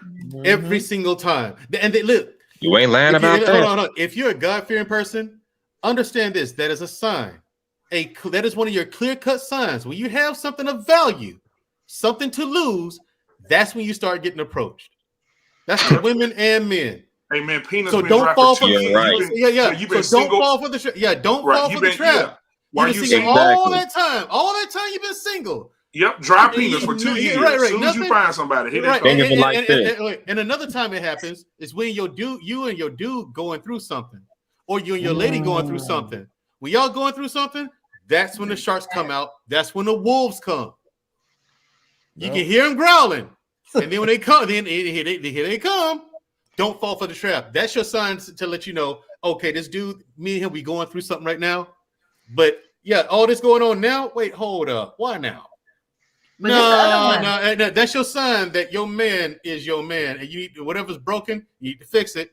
Or if you're married or in a relationship, that's your sign to stay with that guy or stay with that woman. This is the other one though, because there's no win to this. It's just always going to be a lose. if the man seems to be happy as hell, like he got a good ass wife, they want to be part of that. They're like, damn, I want what she got. Again, it's just what it is. Ladies are who they are. I think they got to stop that because that's what drama starts to happen. But they like that type. I think it's more on the line of, oh wow, he got her and she's look good, right? Oh, that means he can take care of me too as well, and I will look like that. Or I can say, hey, I took her away, and I never get those women attention because I already know what's up, right? They always, you know what I mean, just trying to, it's mostly just for the attention. They don't really want me, they just want the attention, you know, and just to say, hey, I did this type of deal. So I already know their number and stuff, and I especially look at them with the type of clothes they wear. If they wearing a lot of revealing clothes that cleavage out and all that type of stuff, I already know what you're here for. So I'm not gonna give it to you. So I didn't even see those women looking. So she told me when we got in the car, and I was like, oh, for real, they was looking? Because I already like, I hate, like, she had red hair, and I was like, what? Come on, man. Like, hey, this some Jezebels. That explains a lot. Why do you think a lot of these married women, these women want to go after the men who are married? Single women pursuing married men. Now, how much you want to bet when that dude was single, nobody was checking for him up until he found the one that was going to, you know, give him a chance. You know how many stories I hear of women cheating on their boyfriends or husbands with married men, or if they're single themselves, they want to get with the married man and mess up the whole damn marriage? Yeah. I hear the stories a lot. So yeah. And here's an analogy for you. Someone told me this analogy a long time ago. They look at think of a parking lot at a shopping center. You go to a shopping center, it's a big old parking lot. The parking spaces way in the back represent the single men, while the parking spaces up front represent the married or taken men. The parking spaces in the back, they're empty for a reason. They're too inconvenient. The same way women look at single men as being an inconvenience. You have no value, no purpose for being. There's no reason to chase you. But the parking spaces up front represent the married men. They have somebody. There's some value. They're taken for a reason because they're more convenient. That's how they look at it. Single men are convenient. They got somebody. The woman evaluated him, vetted him, so he must be good for something. He must be on this game compared to those single men. So that's a pretty good analogy. That was a pretty deep analogy that someone explained to me years ago. Yeah. Oh, man. I think when it comes to future, He started parking up front, huh? The handicap. You don't want to take a handicap, huh? when it comes to future, I think those 6, 7, 20 baby mamas see resources without attachment. Of course. That's the end game with that. That's it's not rocket science. You know what I mean? It's not that Future's anything special or whatever. It's just that he has resources and they could be a baby mama and get paid $20K a month. You know what I'm saying, for being somebody's baby mama. I think we have it mixed up that women really want marriage and family and legacy. I don't think they do. I think they accept it a part of provisioning. But if you ever notice, when a woman makes money, they start to be like, they say, I don't need a man more and more. Exactly. It's because they have their provisioning. You know what I'm saying? So I don't get mad at women for that. You know what I mean? It is what it is. But like legacy and all that stuff, that's a man's idea. That's not necessarily a woman's. I think she accepts it because it comes with the provision of being taken care of. Yeah, that's true. Good point. I'm getting to these comments. Miss Tan said, give these types of girls validation and feel a certain type of way, make them feel like they are the best. Ladies completely right. Wow, facts. So Travel One, here we go. He said, because men lie and the women think they are special. Not sure about women competing. If a black woman is leading, black man is leading, he does not have 6 kids and no wife. Yeah. He said disgrace all men. Yeah. Women I would say. Can I say? Oh, go ahead. Go ahead, black man. No, I was going to say, when it comes to women competing, they do compete. What women do to themselves is not for men; it's for other women. When a woman goes and get hair down her back, get her eyelashes, and put those big eyelashes on that look like spray painted hospital gloves, and they put them on their eyes, and they have all this makeup on, 4 layers of makeup on. They're not doing that for the man. They're doing that for other women. They want to walk into a place and say, "Can't none of you hoes touch me." Yep. Right, and right, and they want all the attention from. So what they're doing is they're trying to get all the attention from the women. The women like this, you know how women are. I always say this: nobody drags black women like black women do. They'll drag each other to death, but when they go in there, they're not dressed like that for you. A man can tell his woman, "Baby, I don't want you." They can be dating. I don't want you to wear no weave and a big old eyelashes. She's gonna be like, "This, but this is who I am," and she's going in there because she wants those women to be like, "Damn. Who is this?" She wants the attention. So the women do it for each other. They don't do it for the men, for sure. No, so they are competing on a high level. High level. Kobe Jordan level. But they're doing it for themselves. Yeah, they'll compete with each other, but won't compete for a man. That don't make sense to me. Come on, King. You preaching tonight. And then they say the men ain't nothing. But a lot of these ladies, they would think they would get to these men and think that they can change a man. Well, I'm gonna be the one to change him. Yeah, I'm the sixth baby mama, but I know I could change him. He just need to get with me. Yep. Yeah. That's Then you get it that right false there. reality kicks in. She's just another. Yep. And the first part of the comment, she says because men lie, right? So a lot of times, like a lot of people like to throw these general statements out and stuff like that. All right, cool. Men lie, right? So you know that men lie. If that's true, just get with a man that doesn't. And everything will be okay. You only need one person and you straight. You know what I mean? So a lot of times we like to just come out all the time negative and blame the other party rather than just fixing the issues that you got in yourself and work on yourself, and then good people start coming around you. It's not even that, because like I said, I'm big on common sense. So if, let's say, Future with his 5th baby mother, which was Sierra, I think, was like, "Oh yeah, those are just hoes." I learned that's why I got with you. You're nothing like them, right? That's a lie. But you gonna believe that? How old is his youngest kid? Oh, he won? Okay, you already know you got to be another number. You got to use common sense. If it doesn't line up to what he's saying, of course he has to show you what he's saying, right? That would come with the ring, and that would come with the wedding, marriage, however you want to do it. It's gonna come with those things. You're not gonna wait a whole bunch of years just to get it. You're gonna be another just like the other one. So you have to just be mindful and understand when you pick guys like that, it's not gonna be a guarantee. No, you cannot change them. They are who they are.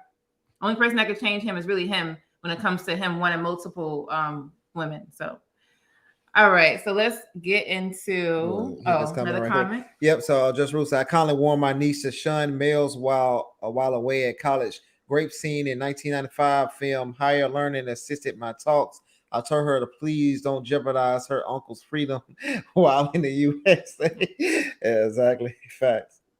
All right, so let's finish this up. We're almost done, y'all.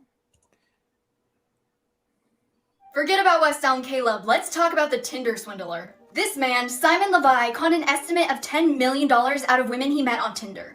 The man attracted women on Tinder and claimed to be the son of Lev Levi, an Israeli diamond tycoon. His Instagram displayed a life of luxury with private planes, designer clothes, and worldwide travel. And when women met with him in person for dates, not only did he look like his picture, but he had the wealth that he was displaying on his social media. On dates, he would fly women around the world on his private jet, give them luxurious gifts. They were picked up by drivers in Rolls Royces. They genuinely believed that he was the son of a diamond tycoon. He would reveal intimate details about his life, and these women would end up falling in love with him. He would then tell these women that he got into some rough dealings with the diamond business and he needed their help. He would then ask them for thousands of dollars, and fully convinced that they know who this man is and that they loved him and they wanted to keep him safe, they sent it over. One woman was scammed out of over $200,000. In 2019, he was sentenced to 15 months in jail for fraud, theft, and Dumbass. but was released after 5 months for good behavior. And now he's back on Instagram and allegedly back on Tinder. Yo. Wow. Hi everyone. See you there? Well, the thing is, my Hold on, official Minder. account is Simon Levaev 90 on TikTok. So here I am, and soon I'm gonna post some few things. See you soon, everybody. Take care. So that's the gigolo. I think this was like a year ago, 2022. You can actually find this video on Netflix. He has an entire series about this guy. So this is the other guy that's on my thumbnail, Gigolo Man. This is the thing. We as women need to make sure we're not so emotionally attached to money. Hold on. Emotionally attached, yeah. A man's look. A man's looks, money, all of these things that's going to destroy your logic, because he is able to fool women by these things. And what happens is, if you don't know I remember Prototype saying the character traits of a man, if you don't know what type of character traits you need to be looking for, then you will be getting screwed over and you will get with these type of guys. And this guy is a scammer. These are the ones you don't want to go to. These are the ones who look their best at all times. They're going to look like they're flashy, be flashy so they can look like they have money. So yeah, what do you think about this? I mean, you think it's just women doing this? Men are just as well. A small percentage of men are just as good at this kind of stuff. Yeah, I was gonna say. I mean, when you labeled as the dinner date in the woman's phone, yeah, ladies scheme all the time by using a man, taking advantage of man. Mandrell's a victim of it. Mandrell's been used and abused, and that's why he's so hurt right now. My heart goes out to him too, man. I love you, man. I'm here for you, bro. What are y'all talking about? Virtual hug, brother. Bring it in. Well, touch my way like Alabama trash. No, but man, it's crazy. But I don't feel sorry for these women if they fall for this bullshit. This dude is selling. I had no sympathy for him. You dumbass. You should have investigated to this man. You should have looked right. On this so whether it's a woman finessing a man or a man finessing a woman, the accountability should go both ways. I've been saying that for years. That's crazy. There's no way. Right. This man talking about he need to borrow some money, hit on hard time. Well, first of all, why are you hitting on hard times? And what are you doing that you hitting on hard times? And why we on this private? Yeah, why we on this private jet together? How can I believe in you as a future husband? And you having these money problems like this? What is going on? Right, we on a private jet, and you asking me for $5,000? Yeah, if you that damn rich, what you need $5,000 for? Here's what gets me about it. Like? Hold on, fellas. Okay. Who do I sound like? Women are children. Damn, bro, you sound just like Lit. There we go. Wow, that's your answer. My thing is this. What gets me is that how he described himself as a diamond. His father was a diamond tycoon. That's not an actual title, ladies. Like, that's your telltale sign right there. Diamond tycoon. That's not a real thing. I'm like, what? I'm like, listen. How did they fall for that? What? Mandrell, he identifies as a diamond tycoon. But there's no such thing as a diamond tycoon. That doesn't exist. That's not a real title. It's like he said, like, I've heard of Wall Street tycoons, but diamond tycoons? No. But he had to make up something new because they probably would have knew something about it. So he probably had to make sure he lied. But I'm crazy about he got $10 million from him and only got 5 months in prison. That's crazy. And I know he's gonna go back and do that again. Because he said they say it wasn't a loan, it was an investment. Yeah, and they said it was a gift. $10 million. Shit, I'm in the wrong business. Hey man, I want to address something about while we waiting on Lady Di to get back for Travel One, because I like Travel One. The next one. When she said heterosexual women want men makeup, wigs, weaves, specific attire, heterosexual men look. No. Men look to have a toy. Men don't want to be out with these women who can't open their eyes completely because it's 4 pounds of lashes on their face. Men want women. Men will play with. Because men use those women that have all this makeup on and all this. Those are extracurricular activities. We're talking, but they marry women who don't do that kind of stuff. Like Hink. Hink don't do the weave. Am I right, Hink? And if I'm wrong, stop me, Hink, now. But Hink say he don't do the weave. He don't do the lashes. Neither do I. I can't do it because the thing is, I'll meet you at somewhere and I'll take you home. And then when we're in the middle of what we're in the middle of, you got to take off your lashes, or you got your wig sideways, or it's just your makeup come off. You got and a lot of women, I see these makeup tutorials on YouTube, and these women look like Freddy Krueger in the face. And they put this makeup on these women and have these women look like they came out of pageants, and it's not fair. When you go in the bathroom to wash your face the next day, I walk in and think a man and broke in my house. Hey, Black Men Unfiltered, man. I'm gonna just keep it simple. Girls, women hate how guys put women in categories. We have women that we sleep with, and we have a woman that we will make a wife. So they can't realize and grasp that men are smart. Like Hink said way before, we'll wait you out. Right, Hink? We'll wait your ass 90 days. We'll wait you out. They hate how some of us can be smart and put them in categories. So it ain't ego. It's just, hey, you may see me with motherfucker with pink hair and long lashes because she's in a category. We have breasts for a reason. Yeah. But who I'm gonna marry is somebody totally different. Exactly. Stop me if I'm wrong. She's the practice squad, and then you're gonna marry the one that's actually the woman that don't walk around with like the head heavy, basically. But yeah. Like a woman, look at Lady Di. You don't see how they weave down. Like, do you look like Lady Di got 400 inches of weave on her head? No, look at James. James will pass out if she walked in looking like Scarlet Witch. Exactly. That's why I told her when we first got together, I was because she was the type of woman. She asked me what type of hair did I want her to wear.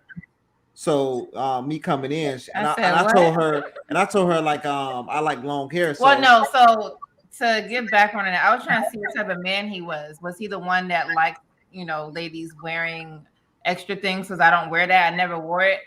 Or is he the man that likes that natural look? Because that's what I am. I wanted to make sure I wasn't getting it with somebody that likes something that's not me. Because then to me, it won't be genuine. You're with me because you like what I could do, but you don't like how I look. So you're trying to set me up. No, that was a test. Trying to set up. To me, if you don't look at so they say y'all men have googly eyes, right? Your googly eye better be at me, at least first. Now, you want to look at somebody else, then that's your ass. But me personally, I want to make sure that he loves how I look. That's important since y'all are visual. So that's kind of like what that was. I know a question around that. Do you like Nicki Minaj music or you like Lauryn Hill music? That's the simple way you can figure out what kind of dude he is. You like Nicki Minaj music or Lauryn Hill? Who would you rather listen to? That's the answer. That's what you're gonna get. Lauryn Hill. And the music, I asked him what kind of music he liked. Now we both were into the ratchetness, but he likes R&B like I like R&B. So I was like, all right, cool. I know what type of guy you are. Hold on, I like 2 Live Crew now. Hold on, I like 2 Live Crew. Hold on, he said he'll listen to Future, but he don't believe in Future. No. So he was raised in like a real hood environment, so I can understand him listening to like Gucci Mane and all that stuff. Yeah, I was listening to Gucci. That's the only guy I listened to back then. But in general, he wouldn't really listen to that. He would listen to more like the R&B style love songs. His favorite song is a love song. So I was What's the name of it, Doc? Come on, James, tell us. I got a couple of them. Which one you talking about? New Kids on the Block. Hey, many, but he drove a Nissan instead of a Hellcat. He went on a City Boy time, huh? If he had a Hellcat, he would rap. He picked the songs for our wedding, and they were all like real love, romantic. I think the one when we walked down the aisle was John Legend. Yeah. Or whatever. So I was like, all of me. Yeah. Now me, I didn't even, he picked that. So that let me know, okay, he's a lover boy. I got you. That's the type. Sound like he been slaying him.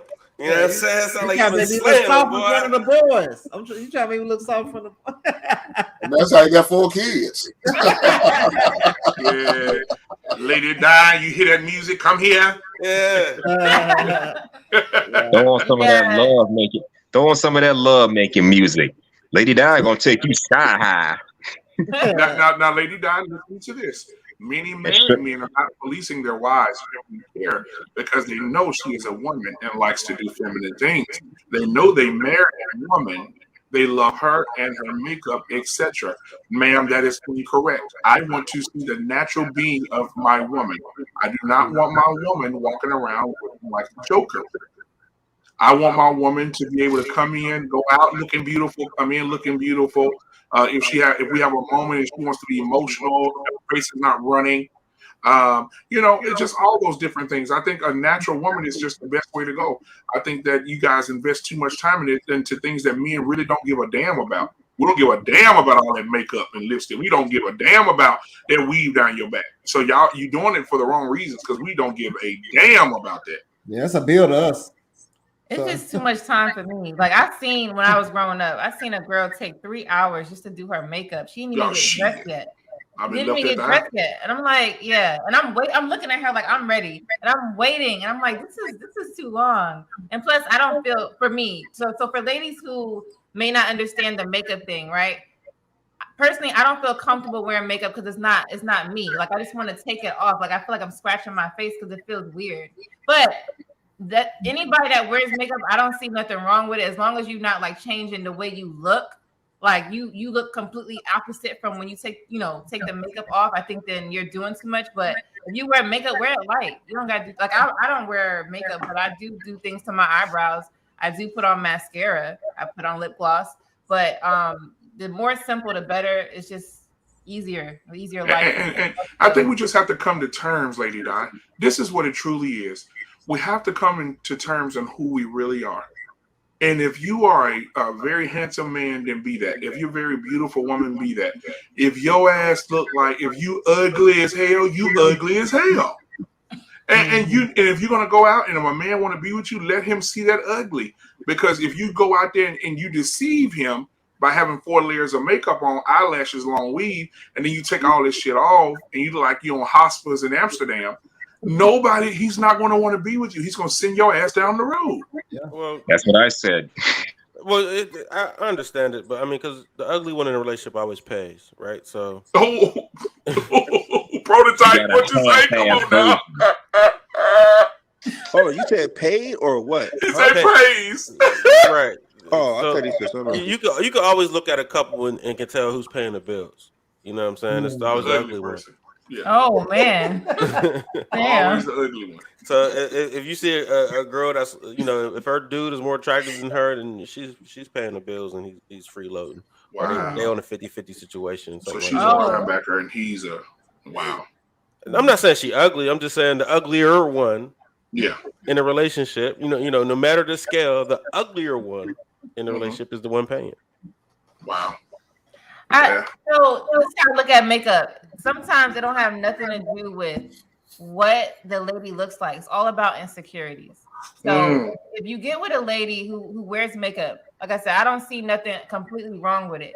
A lot of us like to cover up when you get older. A lot of us like to cover up bags and wrinkles, right? So if you get with a lady and you're like, I don't do makeup, you should just try to like if you think she's a potential wife, I think you should try to help her love herself. Yeah. That's all it's about. You love yourself. You can make your skin look better just by the way you eat, if you work out, and then of course feeling confident, thinking that you're pretty. I think a lot of it. Stop putting on makeup. You stop putting on makeup, your skin will get better. But my bad. You're clogging up them pores. Exactly. Yeah. So I think we could influence ladies to not wear it so they could appreciate their skin, and then they won't even wear it no more because they'll see, oh, I am cute. They can walk outside, put their ponytail, slap up something, put on some lip gloss, walk outside. And you guys go out somewhere formal, then put on a little makeup, that's fine. But you don't have to wear it. I think they're just so used to wearing it. They can't even go to Walmart without wearing makeup. And like I said, I wouldn't shame a lady that wears it. I would just, we know it's insecurities. So to help them with that. And then, it might take a long process, but I think it's worth it, especially if you think she is the one. And then move forward. And that's it. Yeah. What someone said? Is that cosmetic does CERN contains pig fat. Oh, does contain pig fat. Yeah, I'll mess with that. See, we won't mess with the pig. So I have a question. We're about to end this show. Thank you all for being here. It's what time is it? 12. All right, so we want to keep y'all up too long. Man. It's almost Easter. All right, so if a If a woman wanted to shower you with gifts, would you accept it? Oh, that's hard. Not your wife. Not your No. wife. No. Oh no, not your wife. Okay, yeah, I don't do that. Okay, no more. Yeah, I can. I'm good. If it's my wife or girlfriend, yes. If it's just some chick I'm just dealing with, no. It's hard for me to accept it, even from I ain't gonna say like from my wife, like because I'm just not used to that. You know what I'm saying? Like it don't. You know what I'm saying? I'm used to always being the one give. Like I don't feel like you should. I don't want anything. You know what I'm saying? I don't. You don't have to give me anything. I'm here to provide, and I think when she gives me something, it makes me kind of feel awkward or something. I don't know. Hell no. I'm accepting all gifts from my wife. Now here's the thing. Here's the thing, though. I mean, for me, I handle man. You know what I'm saying? So I don't have no insecurity about her show. Like I handle my business. But if I couldn't do it from somebody I'm not interested in, you know what I'm saying? Right, I feel disingenuous. You know what I'm saying? But if somebody that I cared for, that you know what I'm saying, that I know I'm a lookout for, you know what I'm saying, provide for or do whatever I can for, wanted to like show me some love and shower me with, I'm taking all gifts. yeah, I think it's I'm like that too. I'm not used to getting gifts from women. I'm not used to it like at all. It doesn't happen. Women don't give gifts. Not for real. Don't give gifts. Let me say this. We need to bring shaming back and shame these women into giving us gifts because we deserve it. Why not? Now I got a nice gift for my birthday. I work too hard. I do too much. I deserve everything I get. So my birthday is coming up in June, and my lady asked me, "What do I want for my birthday?" And I told her, I said, "I want this Batman and Joker action figurine. That's what I want." Now these things are about $150 a piece. She said, "If that's what you want, that's what you're gonna get." I said, "Thank you." Now, of course, 7 days later, her birthday. What she want? Come on. She want Catwoman. I said, "Okay, no problem. I got that for you." Man, I want trips. Hold on, she want the outfit or she want fly the me out? Hey, she want the outfit or the action figure? No, it's like a 12-inch action figure she wants. Oh, so you met your match over there. They get her the real one too. that outfit down the street. You know Yeah, when my man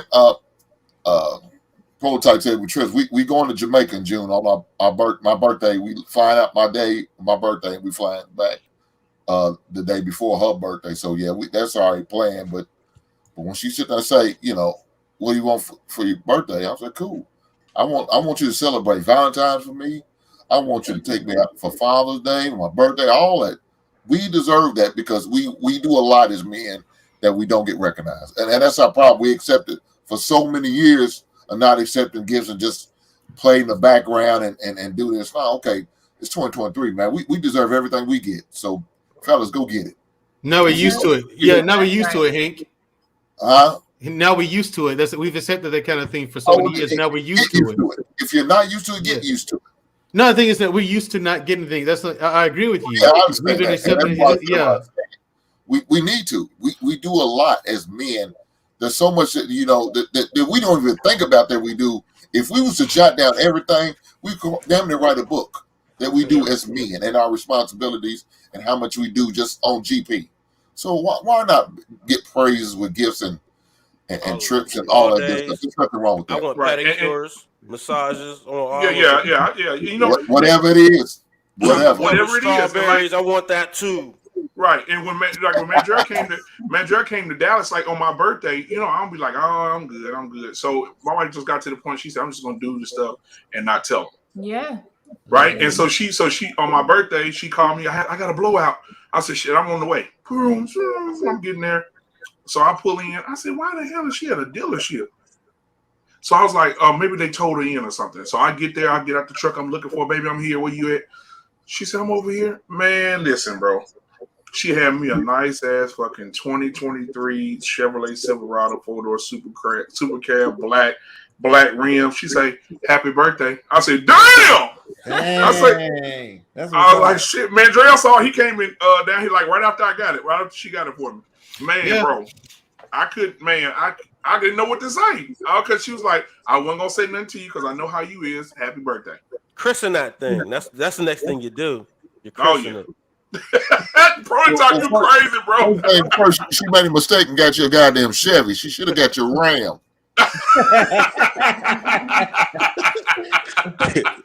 Take it back.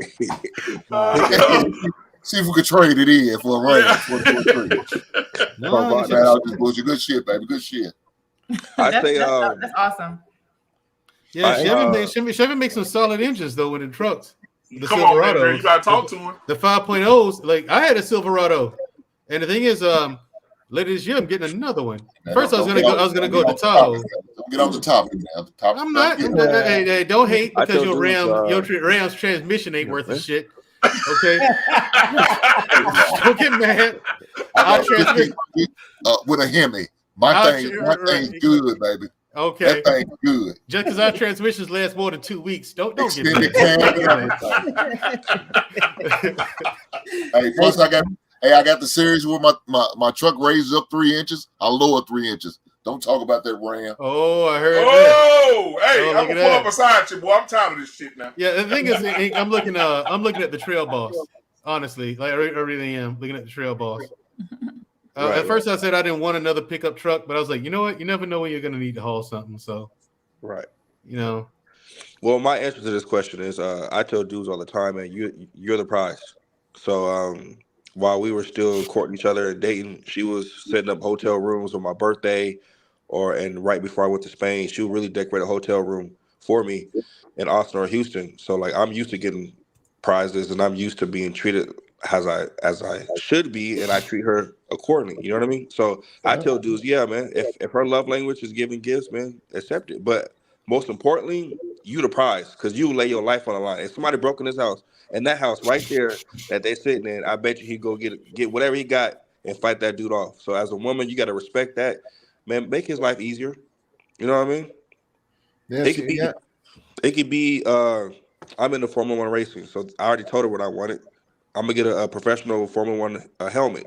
He got action figures and may, I'm gonna get a stripper pole with a real life Catwoman. You never know. She may get creative with it. So don't be scared to tell her what you want, because if she gonna spend her money on you, if she gonna spend her hard-earned money on you, she F with you the long way. Because the girls are very stingy with their money, right, Lady Di? Yeah. They're real stingy. So if she over here spending money and breaking bread with you, she F with you the long way. They don't value their box, but they value their pockets. Exactly. Hey, prototype. You preaching tonight, boy? You need some gap on that one. God, Unfortunately, damn. 2023. We need a soundboard. We need a soundboard.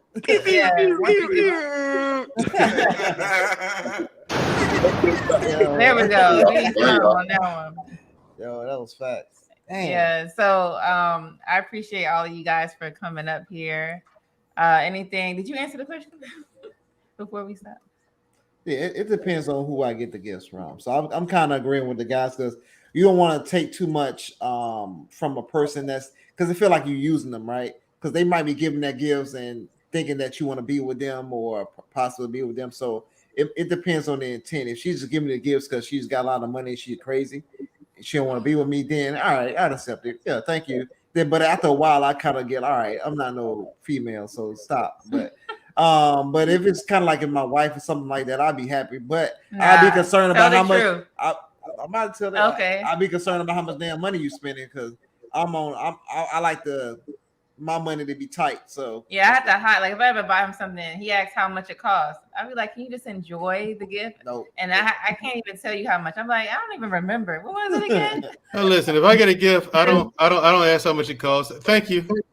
Right. Just here's the thing, James. Some women take offense to that. So just saying, you're lucky to have a wife who doesn't. But yeah, just one day she might. One day you ask that question and she nut up, just know that I warned you. Let's say me and James, right? I learned his ways of how to budget, save money tremendously. He is a bargain shopper. So if I look for something, you should know that I'm gonna make sure I get the best deal. But don't ask me how much it costs. That's it. Now, Hink, before we leave, Hink, Travel One has a saying for you. I know this would be more for you, not for me. Husbands are to love their wives. A man who finds a wife finds a good thing. The woman is the prize. Hank, what do you have to say about that this evening? That's a goddamn lie.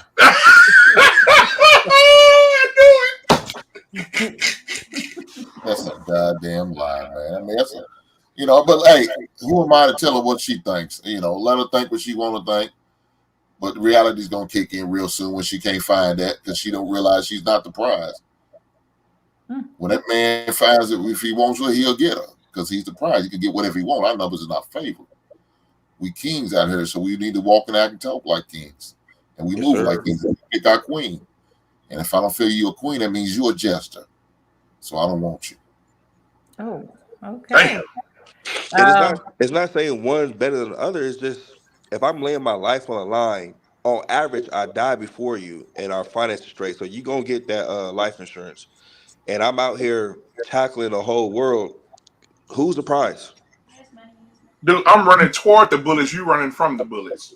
Let's just talk about it. It is what it is. It's best for you to get a dude that you can follow his lead. Because we all ain't James. How many wolves out here and how many sheeps out here? Let's get the numbers right. Hink, there's a lot of dudes out here that are sheep like. Yeah, exactly. Sheep like. So if you find that real dude and you know what you're looking for, hey, I got something good because my life is easy. I'm laid back. Just don't spend too much, like James said. I'm the same way. Just don't spend too much. Yeah, man. I gotta go work. Yeah, exactly. We gotta put the money to the investments, man. Gotta build for the. Yeah, I get it. My thing is this: I'm like this with it. Can we afford it? Yes. Okay, cool. Because I'll tell you the kind of guy I am. Like, I already got plans for like shit like that. Like the woman I plan to marry. Like, what am I getting for Christmas? You know what I'm saying? The kind of ring I'm gonna buy to propose with, all that kind of stuff. And I ain't gonna lie, I'm a frivolous spender when it comes to shit like that. I've always been that way.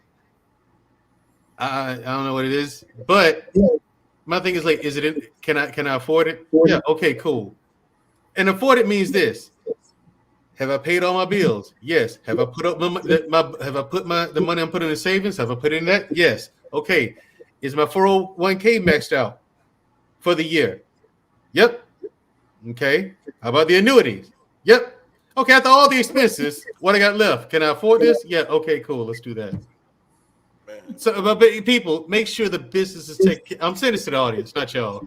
Y'all smart. The rest of the people.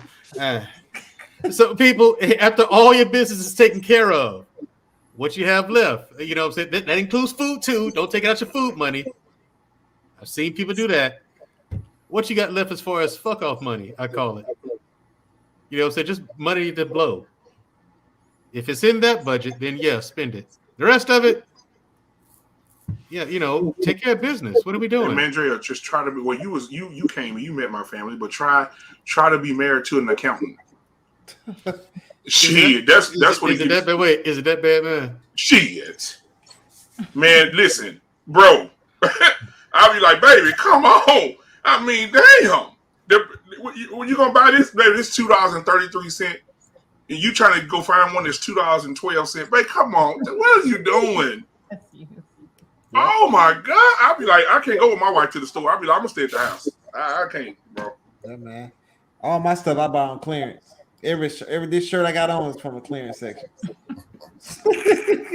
Hey, what's get the stuff out of season. That's all you got to do. Go get the stuff out of season. Yeah, out of season, bro. Exactly. Sometimes you go get some winter clothes. Winter time you go get some summer clothes. Man, I went to JCPenney with my wife today. What's that? This morning? Yeah, this morning. We went this morning. They got damn Puma sweatsuits and top bottom hoodies, everything for $25.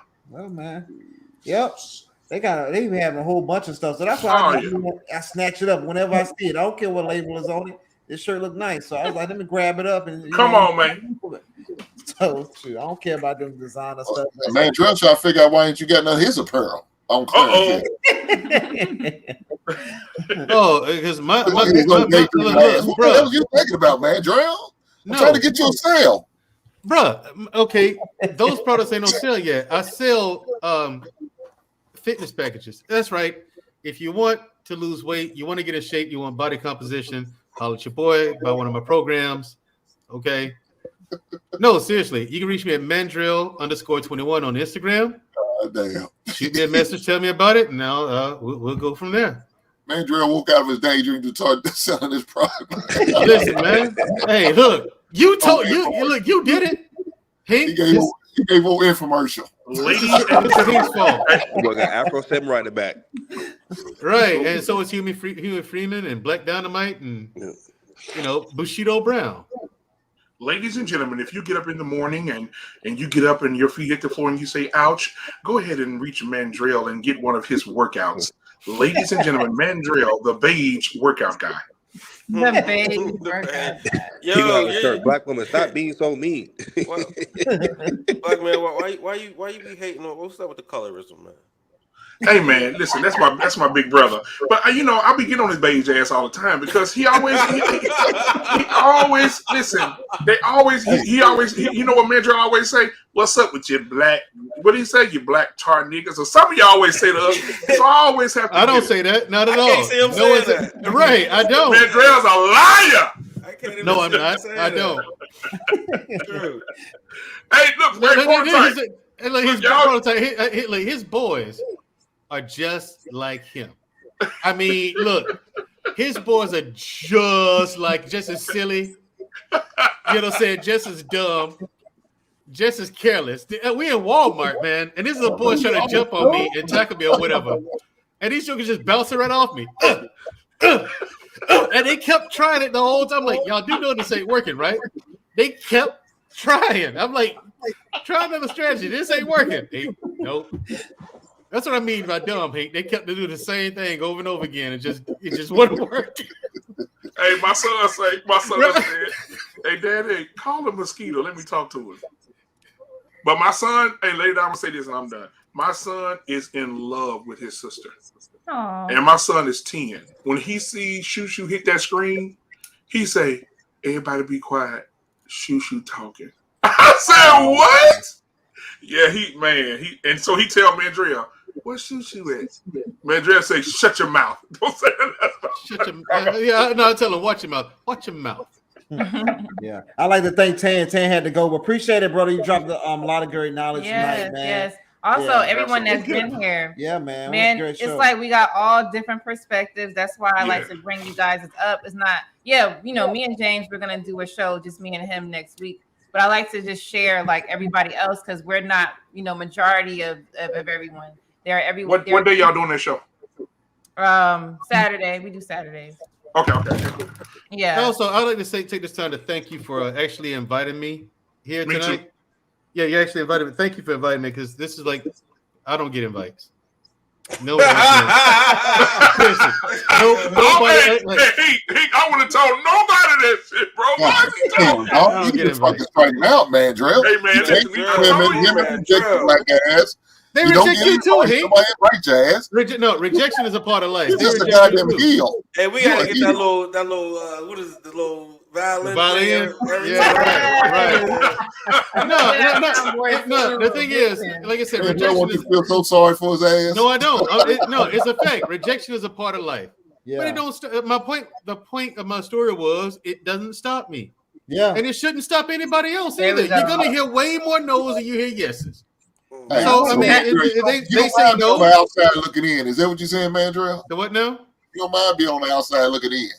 Everybody party, you on the outside just looking in the window. No, I ain't looking in the window. I'm finna find something else to do. Y'all can have that shit. I'm doing my own thing over here. Go to the bar and watch people for 4 hours. Nah, but studying human behavior. I was shopping too. Hey, you ain't shit, boy. I ain't just sit there in the middle of the mall staring at people like that. Not for those 4 hours. I was shopping too. Taking notes on his phone. Okay, yeah. Look at these crazy people. Mom, look at the little midget. No, actually, I still use a notepad, man. I mean, I got you. I got two of them sitting right here. That's because y'all see me. I was over here doing work too at the same time while I was up here. You know what I'm saying? So that's what I like about this show, man. We be real, like we be actually saying like stuff in our life. You know what I'm saying? And it's not like because I think it's helpful. Like you just said, like I told you, Like I told you, I buy all my clothes on clearance. I don't care. You know what I'm saying? Because I don't blame you, brother. exactly. Don't blame Man, we got to be like, we got to be realistic in our approach to money, how we use our time and everything. And you saying that, man, you don't get no hit ups, man. That's big, because a lot of people will like, they'd be afraid to say that. But we in the culture that we lie so much to one another just to make ourselves look like we got money, that we lost that idea of, you know what I mean, genuine, honest conversations. That's why. So honestly, I invited you. I invite people that I feel would bring a different perspective on my platform. I invited you because you're not afraid to say anything. Like you just say, like just now. I like that. People need to see that, because there's people out here that's not confident, men and women. They need to learn. So I do appreciate you being here, everybody. Now, a long time ago, I had asked, I believe, Hank at the time and Black Man Unfiltered, if you would like to be part of my the males panel. Eventually, we're gonna get into that. It was gonna be me, but it's just gonna be James and y'all could to talk it out. We'll plan it out. I don't know what day yet. I'll be asking everyone when are they available. We're not gonna make the live long. I want to just make it kind of straight to the point, and you guys have a real strong male conversation. And, obviously it's going to be resolution based. So that's going to be coming up soon. That's not on Saturdays. That'll be a different day. But yeah, so thank you so much, Mandrill, for being here. Prototype, Hank, Black Man, and Hustler and Muscular, who has been quiet. But yeah, everyone definitely, we learned from you guys too. Yep. And we respect all y'all, man. Appreciate all the wisdom. Like a lot of times we think what we do is small, but we don't know who this live is going to touch, and who's going to see y'all for the first time, and then go to y'all page and follow y'all. And I would like everybody that's on here, if y'all watching this live, to go follow these guys on their page. You know what I mean? They give a very different perspective to us, and which is a good one too as well. So, you know what I mean? We don't have all the wisdom. We don't have it all. So, you know what I mean? We got to spread the wealth and learn from many different people. So they might be been in your situation that can help you a lot better than us. So please go watch these brothers that's on this panel. Please do that. So. Yes, everybody has a page, I think, except Hustler and Muscular. You don't have a page, right? Yeah, but ain't nothing on it. So you could literally type all of so Prototype. He has a YouTube channel. Definitely check him out. Hank the Basement. He's live a few times a week. Black Man Unfiltered, same thing. Mandrell has a live that's on Black Man Unfiltered's channel. So definitely type their name and you can check them out on the days that they are live. But yeah, we appreciate you guys coming on. So we'll chat with y'all next week or so, or throughout the week. You know how some of us do communicate throughout the time. Speaking about content and all of that. Also, any of you guys can send me content videos that we could talk about if you think it's a big issue you would like me and James to discuss. But all right. And James and Lady Di, if by chance, because I know you guys are busy, but if by chance on Tuesday I'm having a show where we're breaking down marriage and what it is and what position that the male and the female plays in marriage, and so we're going to break that thing down. And so if you guys are available on Tuesday, that'd be great. I know I will be free Tuesday, so I don't know about my wife, but we'll hit you up in the chat. Even if it's just James and I come for like maybe 20 minutes, but That's yeah. fine. We'll one of us will be there. All right, appreciate you so much. I appreciate it. All right, peace, y'all. bye-bye. Thank y'all so much. All right, Hank. Oh, snap. See, I do this. Mandrell, okay. All right.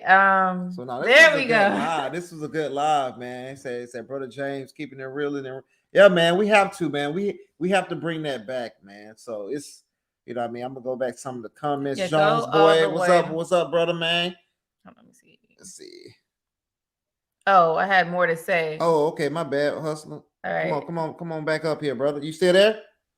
I'm here. My bad. Go ahead, man. Well, just want to say, nice show as always. Love these discussions. Keep doing them more often, because that's what I'm here for.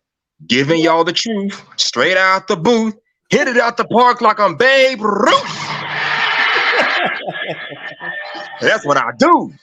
I know that's right. Yeah, we're gonna try to go live more. But yes, thank you so much. Always, you always been here for a while, so thank you for that. All right, so go ahead. I think it was this one. All right, so we're gonna get some of the comments. Sorry, guys, we gonna get some of the comments before we go. It said James Lady died. Travel does not wish to be a distraction, although the public has views and all can comment. Only here to hear you both and to listen and respond based on what I said. No drama. Oh yeah, okay. Yeah, no drama. Yeah. No, we understand that. Yeah. No, we good. You doing a good job, Travel One. Thank you. Thank you so much. You always give a different perspective that sometimes we're not thinking about. So thank you. Yeah. So it says my ex St. Lucius lady, marched me down to Macy's and bought me a nice Fossil watch in our first week of dating. Wow, that's nice. She was the first female to drop my guard. I'm traditionally buyer of the gifts. Wow, that's what's up, man. Hey man, you probably need to Just Roots, man. What's going on, man? You need to get back with her, bro. Nah, she probably did something crazy for you to leave, man. So you're a good brother. Said gigolo mentality has been spoken. Interesting. It said, she was talking about hate them. Now I should have had them respond to that.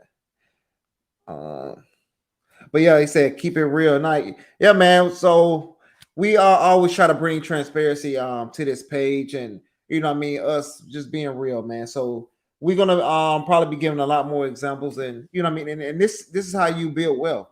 You know what I mean? People don't build wealth spending all their money. So we have to save more money. We have to do those things because the money system is crumbling, right? So if you don't got no assets, you ain't got nothing else that to hold as a man, you're gonna be looked down upon. So we have to make sure we think into the future, even if it doesn't affect us, at least our kids will benefit from it. So we have to do our job as the leaders of the family and for the community. So and to teach this stuff. So yes. So real quick with the polls that I make for the ones that do vote. So I know I've said this before. I asked you guys, what do you want to see more of? And it's either me and him or me, him, and a panelist. And it seemed to be pretty even, but right now it's more of me and James. So I want to make sure I give, everybody what they want to see. So we do the panel sometimes, but next week on Saturday, it's just going to be me and James. And we'll talk, on what we think in a married perspective on, the things that we've been through to give some insight.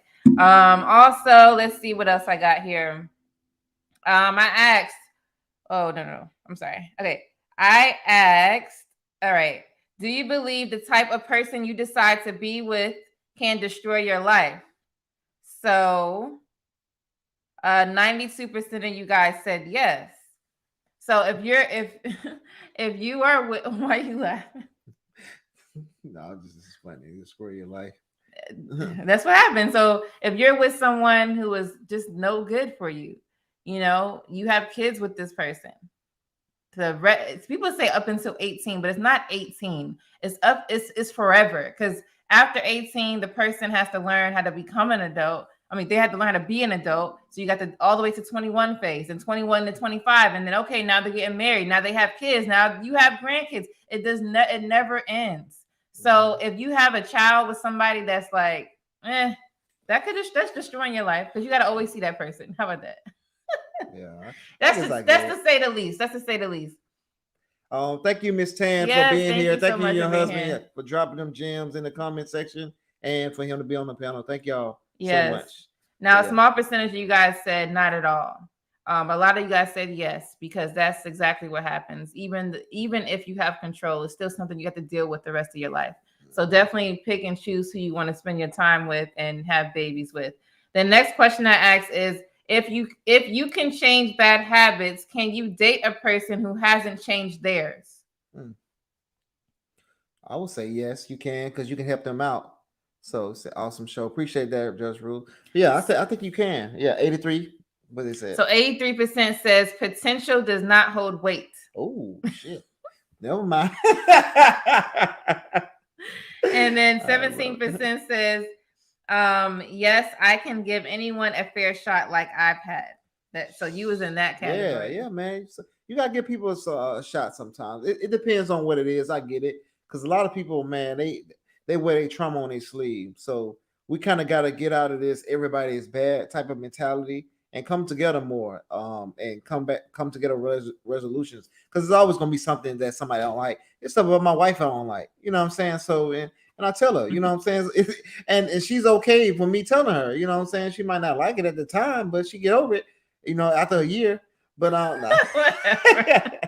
But no, it's like, man, you just want to make sure you open and honest about what you're feeling and the situation, because sometimes they don't get it, they don't understand it. It's some stuff she tell me, I don't get it. You know what I'm saying? I don't understand it. It's like, why does that matter? But all right, cool. You know what I'm saying? But the reason why it doesn't bother me is because I know I can change it. Now, if you said I don't know, something you can't change, I don't like your face, then I'm gonna be like, then I want to be with you then. No, there's people who are with, you know.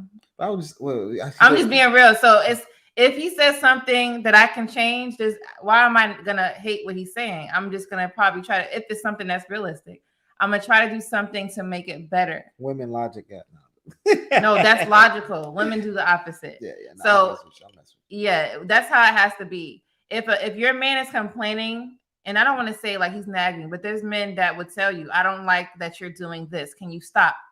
Straightforward. You have to take that into consideration. Don't look at yourself and be like, oh, well, he doesn't like me. He doesn't love me anymore. No, he does love you. That's why he's telling you to help you out, to make you better. And you want to be the most attractive to your husband, not just physically, but mentally. If you cannot get him mentally, you lose him. Because what's going to happen is naturally when he goes to work, the ladies that are listening to him there, you know, in a business perspective, in a work environment, he's going to notice the ones that are good, their character traits. He's going to be like, oh, okay, she's considerate. Damn, my wife is not. Yeah. You don't want no man going to any space looking at somebody else, not intentionally, but looking at someone else and be like, damn, my wife don't even have that. And she needs to. That's what a wife is. Never give your man the opportunity to think that. You want to be the best version of yourself for yourself, so you can be able to not just help you, but your kids and others. And you want your man to look at you this exact same way. What do you think? Right? No. No, I'm being for real though. Yeah. No, right? right. Yes or no? Yeah. All right. Go ahead. I wasn't listening, so you see, guys, you got to learn how to tune you. No, but man, we appreciate y'all from coming. You know what I mean? To the show. Done. So the next question is, should we blame our parents / guardians for how we act, and or who we become as adults? So really quick, an example is if you grew up in an environment where, let's say, this just came to my head, your mom had men in and out of your house, right? Because she was trying to find the right guy, but she had men in and out of the house. But then you realized that she wasn't trying to settle down with none of them. It was just a good time. You as a lady, you're looking at that, right? And you're like, right? You're like, oh, I thought, she was trying to find a husband, but then no, she's not, right? And then when you become an adult, you're like, I've seen this my whole life. And you know what? I don't know any better. Your examples be terrible. My examples are not that bad.